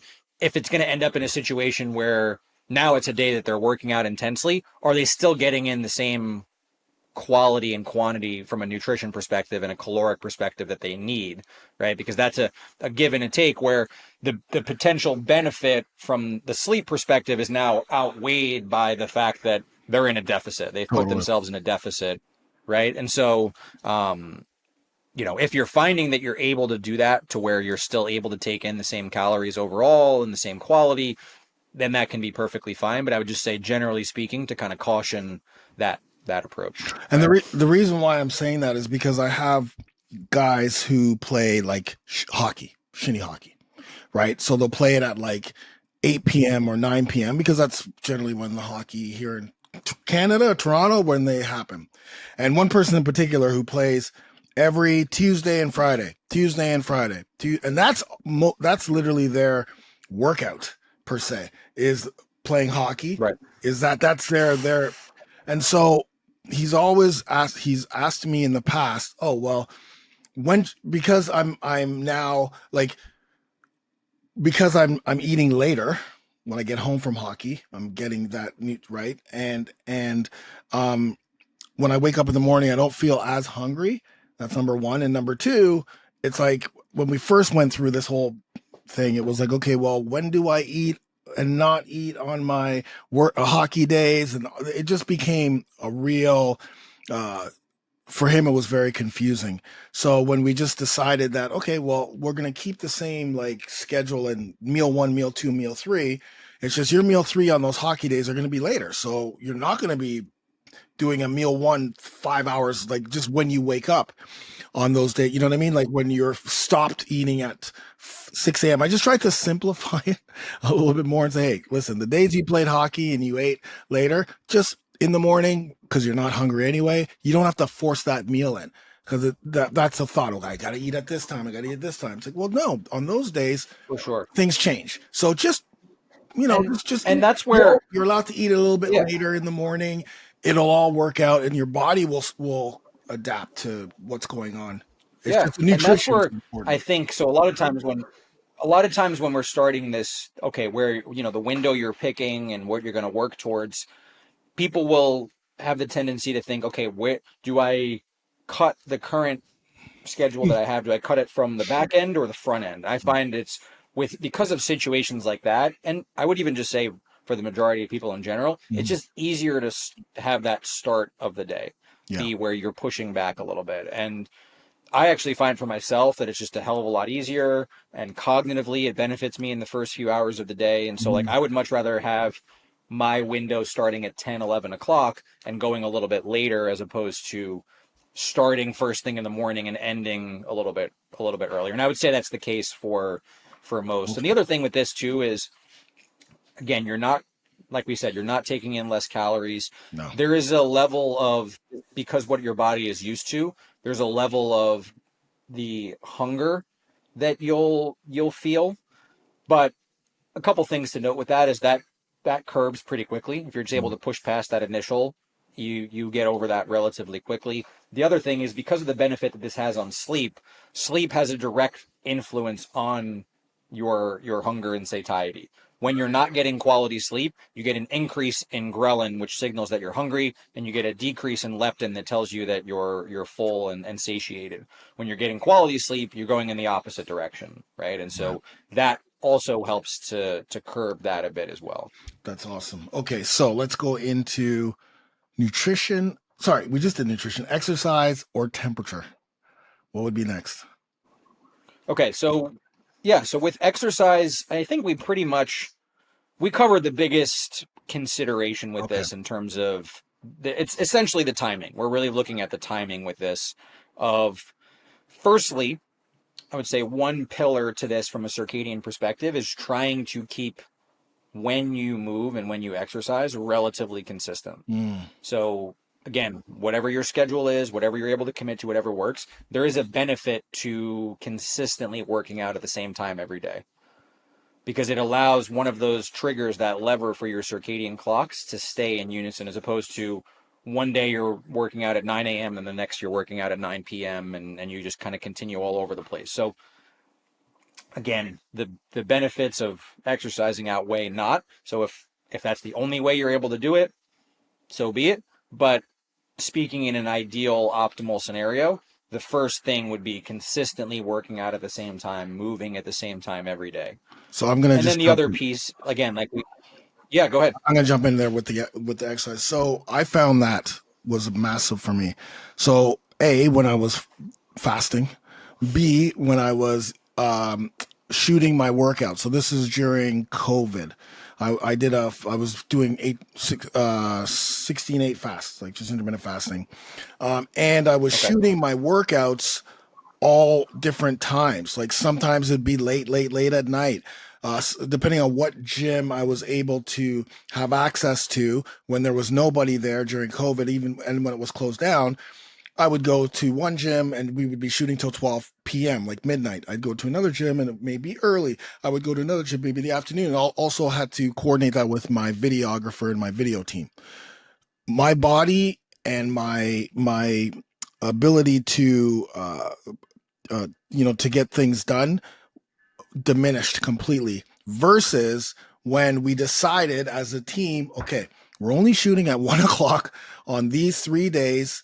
That's when we're shooting. That's when we're going to connect. No more fasting, 3 meals a day. And the body difference, my ability to get stuff done, my performance on all levels was night and day. And in fact, the people inside the brotherhood, when they look at the phase, like I have a 1 year to alpha, right? So that was when most of those workouts I was shooting during the COVID, and I was doing that whole thing I just explained versus alpha plus, which is the next 12 months, and my body change and my ability to the workouts, everything was like night and day to these guys. Like, dude, your body looks completely different. It's so like, I mean, yeah, you're lean, but you were like soft.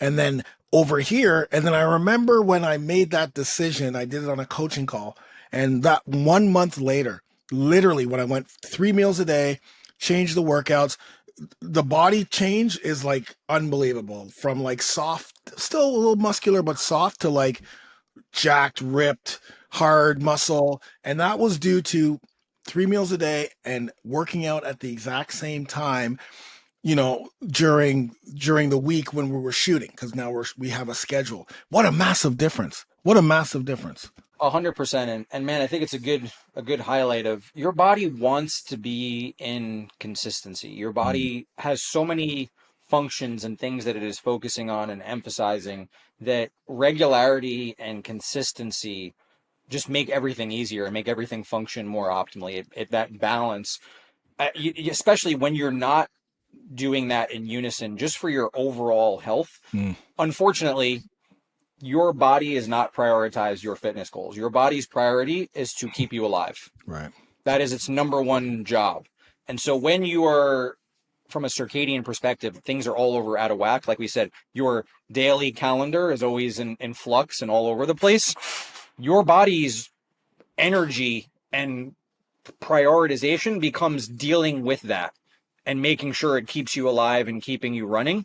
And your fitness goals, getting more lean, getting more jacked, getting more healthy in those areas, those all go way down the hierarchy. It just, your body just doesn't end up having any left over to prioritize. The way I always give an analogy for this is, think of this like a financial analogy. So let's say your fitness goals that you're trying to achieve are your fitness goals that you're trying to achieve are akin to a higher end financial goal. Let's say you're trying to get approved for another mortgage loan for another house that you're buying and you're investing in, right? And that's akin to your fitness goals, getting more lean, getting more fit, looking better naked, right? All of these things from a fitness perspective. Now, let's say you have a significant amount of personal debt. You've got massive amount of credit card debt that you've accumulated. You still have school loans, you still have personal loans and debts that you've taken out. What do you think the likelihood of you getting approved for that high-end mortgage loan? Not very good. The likelihood of you achieving your fitness goals when you're carrying around what we call a recovery debt, and that recovery debt that comes from things being all in whack and you not getting consistent quality sleep, it's also not very high. If you're carrying around a recovery debt, for lack of a better word, your body doesn't give a shit about your fitness goals because it's trying to manage that recovery debt. It's trying to keep you alive and keep you functioning. And all these fitness related goals just take a back seat. And so by prioritizing circadian health and by prioritizing sleep, you reduce that recovery debt, right? You get yourself out of debt so that you can actually go after the goals that you want. Insane. I love it. Guys, are you listening here? Start creating, you need to do an audit. You need to audit your life. You need to audit everything, morning, what's going on a weekly basis, at night. That's why we have our accountability, where when I go through the accountability, I ask you guys, tell me exactly what time you're working out throughout the week. Have that there. When are you eating? And then what are you eating? You may not stick to it, but now you have that plan, and then it starts to become regular. It starts to become consistent. It starts to just like, okay. And then you have more awareness of the body. Like, that's another thing that a lot of people don't have awareness of, like how they feel. When you will know what lever, like, oh, when I take this, my body, or when I do this, my body feels like this. Okay. But when I do this, when I pull the lever back, it's broken. So, okay, this lever, oh, wow. Okay. Now, so I do know that I need, it was like the sleep. It was like when we went when we went to Texas, right away, I knew, okay, it's the sleep. The sleep is the number one thing. The lever, the way I felt, the way we felt, unbelievable. Give yourself, what I'll say for everyone on that self-audit and that self-awareness of this, give yourself a handful of things that you want to see improve in your day-to-day life. And just rate them subjectively 1 to 10, and do that every morning, every day, of energy levels, mood, ability to focus. Rate these things on a 1 to 10 scale and do that every day. And you're going to have some feedback, like you said, of what is making a difference for you, what is really moving that needle for you and giving you, one of the things I always say for this is it's finding I talk about this a lot with my speaking skill development, and it's with speaking and communicating, it's finding your domino. But the same applies for your sleep situation. What is that initial domino that when you flick it, it creates a cascading effect for everything else in your life? So around your sleep, it's what is that thing that you find of, okay, it's just for me, it's prioritizing going to bed a bit earlier, or it's the light, it's prioritizing light. And when I do that, it's a domino effect. And starting with one thing, I think, is important, because oftentimes, if you need to know what is the biggest effect in your day, doing 7 things all at once is going to still leave you in, well, what was it that actually helped Which me? one was it? Which one was it? Just that's why I just started with 10 to 6. That I started with the 10 to 6. Now we move into the next phase, because I already know 10 to 6. And also, okay, I'm feeling better with 10 to 6. I'm also, this is now a habit. Like, I don't have to think about it anymore because I've been doing it. Let's move on to the next thing. So I've created that habit through the 10 to 6. So I'm not having to continue to struggle when I add something else. And now when I add something else in, it's like, okay, yeah, that's already there. Let me add the blackout, the blackout thing is the next thing for me, the blackout lights and the orange light in the room, in the top of the, in our, the in our light in the room is going to be orange. So those are 2 things, Yeah. but they're 2 easy things. It's just like, which is amazing. So yeah, one thing at a time is the best way to start. Let your body and your consistency happen. See what the benefit is. Cause again, if you do make a change and there's no benefit, then you got to move on. Right. But you got to give it some time. And then once you find that, you move on to the next thing, which, let's end this portion off with the temperature, because I do want to ask about shift workers, because I have shift workers if you have some time. Yeah. So the last one, oh, you want to talk shift Temperature. workers? Because I got Let's do temperature. Let's do temperature first. Okay. Yeah. So with temperature, the key tenets here, and temperature is one that gets underappreciated. It doesn't get talked about as much, but it is one of these circadian levers. It actually, and part of this is you actually need your body's core temperature to drop in order for you to initiate sleep. Okay, not your peripheral temperature, your body's core temperature. And so, much like when we talked about with light, and we're mirroring this to how it used to be in the environment, you want to have this be gradual. So, starting around 2 hours before bedtime, gradually start to reduce the temperature in where you are. So gradually go 1 or 2 degrees, do that every hour.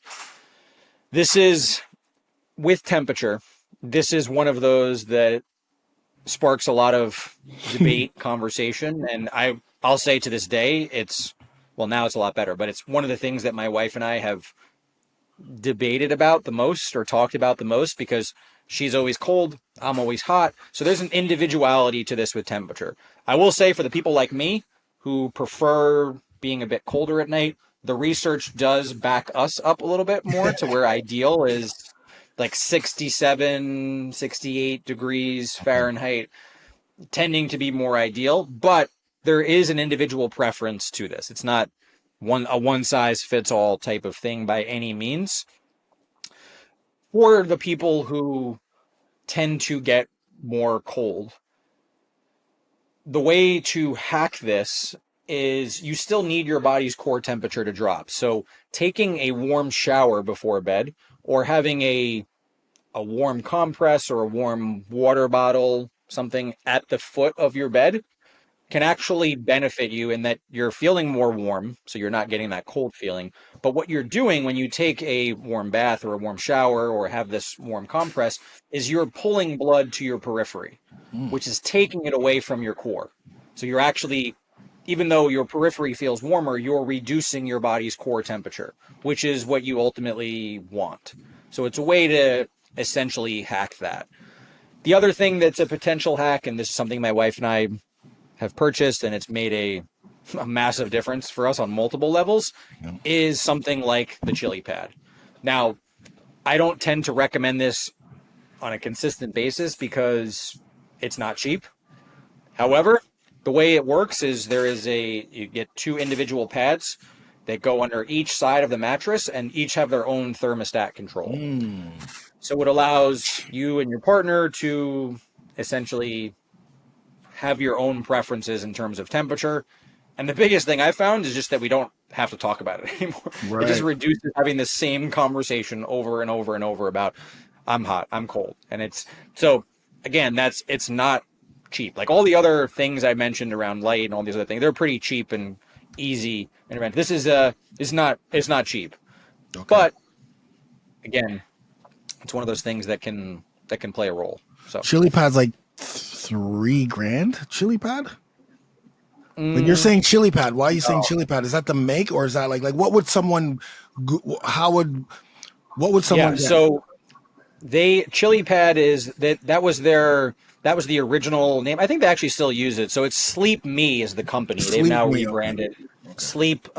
Sleep.me, I believe it is. That's the company they've rebranded, but they're the originators of the Chili Pad. It's still called Chili Pad. The way it works is essentially it's a cube. It's like a temperature Ah, controlled tube, and then there's an insert that goes right underneath the mattress on each side. You can do just one side, or you can do both sides.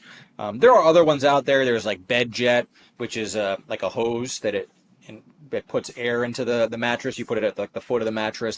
There's other ones. mm. Just again for me personally and for some clients, we've used Chili Pad and used it successfully, but it's certainly not 3,000. It's I think most units are around Yeah. $500 or $600 now. Yeah, I saw it. I Yeah, just like when but when I googled Chili Pad, something came up. But yeah, I see it now, and I actually watched a video about that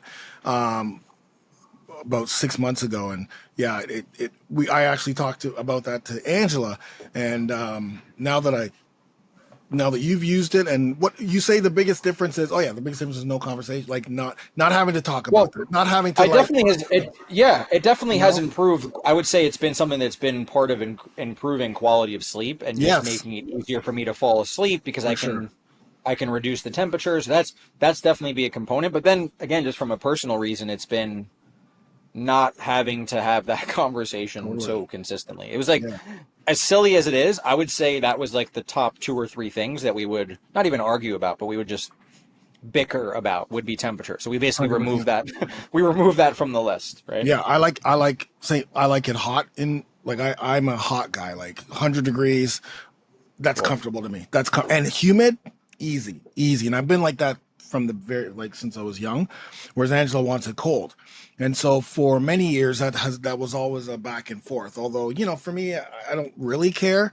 Like, but it was always a back and forth. And even though to the last couple of weeks, she finally was like, listen, don't turn up the heat when I go to bed. I need it at this. And I'm like, cool. Now that we had that conversation, don't need to have it anymore because I'm not going to touch turn it up. But now that I know it should be 19 degrees Celsius or 67, we need to bring that down. And I guess that's also why people used to, well, maybe not purposely, but baths at night, right? You get a bath at night, you come out of the bath, your core yeah. temperature is going to be nice and Well, low, and yeah, you're going to that's sleep, exactly right? it. Yeah, People think it's because they're feeling warm and yeah, cozy and but it's actually because it's pulling the blood away from your core. So you're actually getting that reduction in core body temperature. So love it. Okay, we have shift workers. And we're gonna have to do another one of these just to let you know because we haven't even touched on hormones. We haven't even touched on actually the actual sleep, like from deep sleep to frickin' REM to all of that stuff. So we can definitely, if you don't mind doing this again, of and course, yeah, continue in part two because I think there's a lot right now. The value that you've created right now as we go through the shift workers and the arousal system as well, because I think there was a little bit something there. It's unbelievable. Like I think right just with this, if you took everything that we've gone through over the last 2 hours and implemented a couple of these things, you don't need to know about the other stuff until you actually you know what I mean? We don't want to complicate it giving you too much. I yeah, think this has been absolutely amazing. But what you did here is really like create more knowledge behind things. Like now anyone who's listening to this and may have to listen to it again, we can talk to this now, right? Like we know, like I know the three levers or the three, mechanisms and all of these things that are in with each one and how, what factors factor into each one, which is why I'm really excited to take your sleep course as well, the certification, because I think it's important. But sorry, I'm hijacking yeah. shift No, workers because we have shift workers. It's probably the biggest thing that, hurdle. But the great thing about people who are shift workers, like my wife, who used to have work 3 different shifts, night, day, and morning shift, 8 hours each one, and they rotated, right? There's other people who just have 2 that rotate, and there's others who work the night shift. And then there's nurses, doctors, and all the rest. So I'm Sure. just going to put everyone under one kind of shift working bubble because, again, I'm sure there's nuances in between. But the good thing about shift workers is they know that their body and their health is being compromised by working the shift. They know that. They already have that awareness, and it's more about how can I correct this? How can I improve? And I have heard that, like, if you're a shift worker and that's the job you chose, that's just the job you chose. That's what you're in, and your circadian rhythm is going to be out of whack for most of the time, and you may not ever get the great sleep that you need to. A, is that true? And B, what are things that shift workers can do? And, Yeah. So in terms of that being true, I want to say this cautiously because Mhm. I'm not one to in any situation there's always things that you can do and there's always ways you can mitigate and there's certainly ways for shift workers to maximize getting as much possible sleep as they can. But like you said, I think most of these shift workers understand that it is so against what is natural and ingrained in us that there's no way to necessarily be a great shift worker and have it be where you're getting exactly the same level and quality of sleep. That's just it again, that would be like a false promise to kind of put it out that way, right? There is a level that just exists in working shift. So I do think there's a few layers to this, and you kind of mentioned some of the different situations. And again, this is not feasible for everybody, but even though it sounds a bit counterintuitive, for those that do consistently work night shift without having to go from night to day, I think that's actually a lot better because it Yeah. allows you to really lean into that and set up your schedule to where you're flip flopping. Because ultimately, the way in which we can manage shift work is if you're thinking about what all these circadian levers that we talked about, right? And all the things that we just broke down that were for you and I, Funk, as people who are not shift workers Mhm. and kind of go more with the rise and fall of the sun, right? All those things, as a shift worker, the way you create this most ideal is you flip flop that. You basically do it opposite. Mhm. So all the things that we would do in winding down in the evenings, you would do in the morning, and all the things that we would typically do in the morning, you would do at the start of your shift and earlier in the night, Mhm. right? And so that is ultimately the way to really think about this.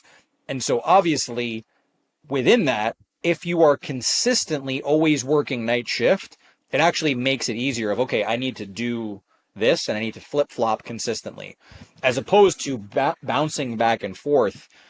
Really, with bouncing back and forth, I mean, there's so much nuance to that. You're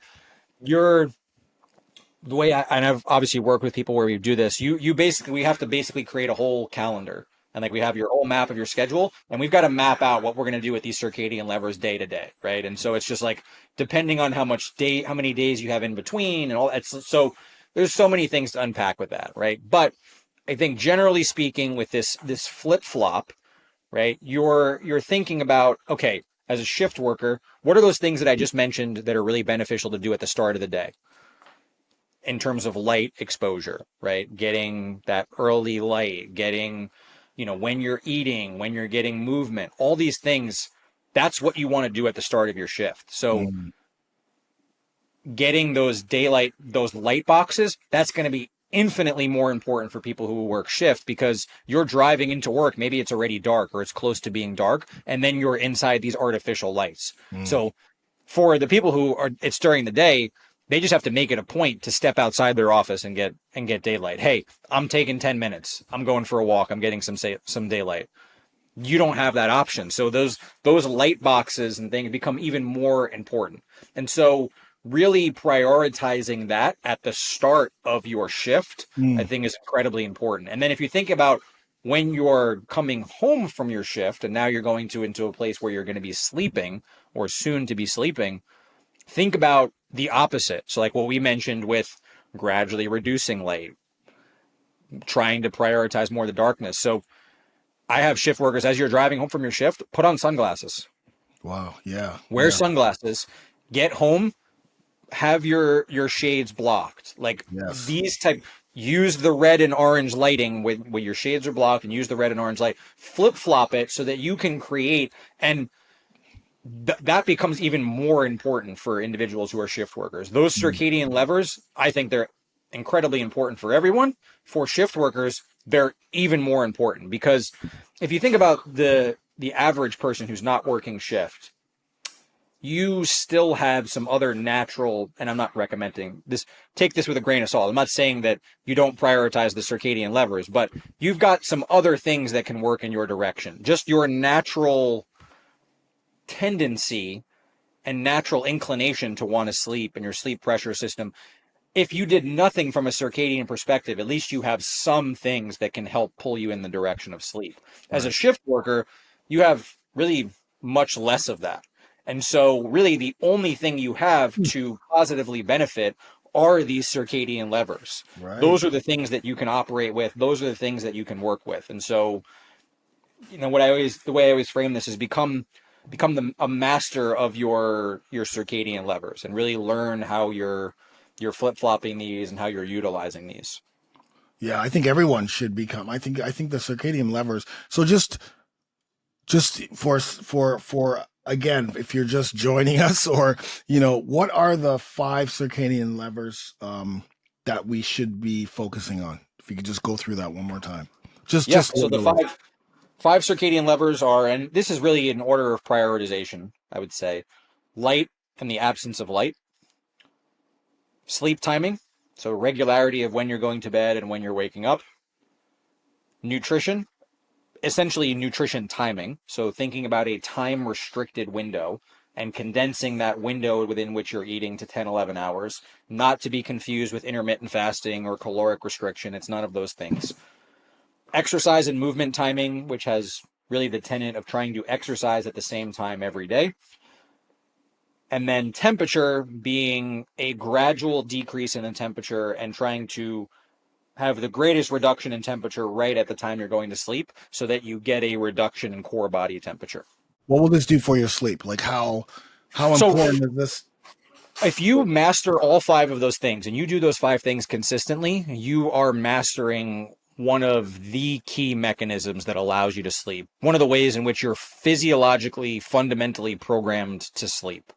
And in doing that also, like we talked about with circadian rhythms in general, it goes beyond just sleep. So if you're really living in alignment with these things in circadian entrainment, we call it, you are also enhancing so many other facets of your health and your performance. Because again, when hormones rise and fall, when your cardiovascular system functions, when all these things happen, operate on these preferred rhythms. And so if we mess up these rhythms and internal clocks, you have the potential to mess up these mechanisms. And if we align these rhythms and clocks, we optimize all these functions that happen in our physiology. So Awesome. I think we're good. I think we should. yeah, What do you think? Right? Like that's a lot. yeah, that's I think this specific podcast episode is the circadian rhythm episode, sleep, yeah. and the We importance of definitely spent the majority of time there, which is yeah, which is and I think great. yeah, I think it's amazing. Nick, this has been incredible. We're definitely need to come. This would be amazing to have a series with you, For sure. because there's a lot more that we want to unpack, hormone, and other ways. Hormones. What I'd like to talk to you about, and how sleep, Yeah, uh, you know, affects that. I want to talk about sleep disorders, and those type of things. And for yeah, sure. I think we've got a lot more to go. So thank you so much, Nick. Is there one last thing you want to leave with everybody, just in regards to what we just talked about today? Yeah, well, firstly, thank you again, man, for having me. This was a great chat. It was a pleasure, and I think really the biggest take home point with this is that we have underappreciated sleep and its effects for long enough. And there's a lot of things that we covered, a lot of different strategies, but again, like we said, pick one and see if that's that initial domino for you. You can just extract one at a time, but really take note of the ways in which this can improve your life, and don't sell it short, because again, too many people and too many situations have been selling sleep short long enough. So And where can people find you? Where can people find you if they want to find you online, and or take your course as well? yeah, absolutely. So on Instagram, I am at the online sleep coach. So THE online sleep coach. If you have any questions just in general around sleep, feel free to just message me there, or email is also onlinesleepcoach@gmail.com. Always available via email if you have the situation or something that comes up. I tend to do less and less one-on-one coaching around sleep unless it's a very specific situation. More of the emphasis and focus for me is on the education for other coaches and trainers and health professionals. And so that side of things, you can go to sleepcoachcourse.com, and we have a full certification course that obviously covers all the things that we talked about today, much more in depth, and provides a whole system and framework around how to coach others through sleep. Amazing. Thanks so much, Nick. I'll talk to you soon, brother. Take care. My pleasure, man. Thank you.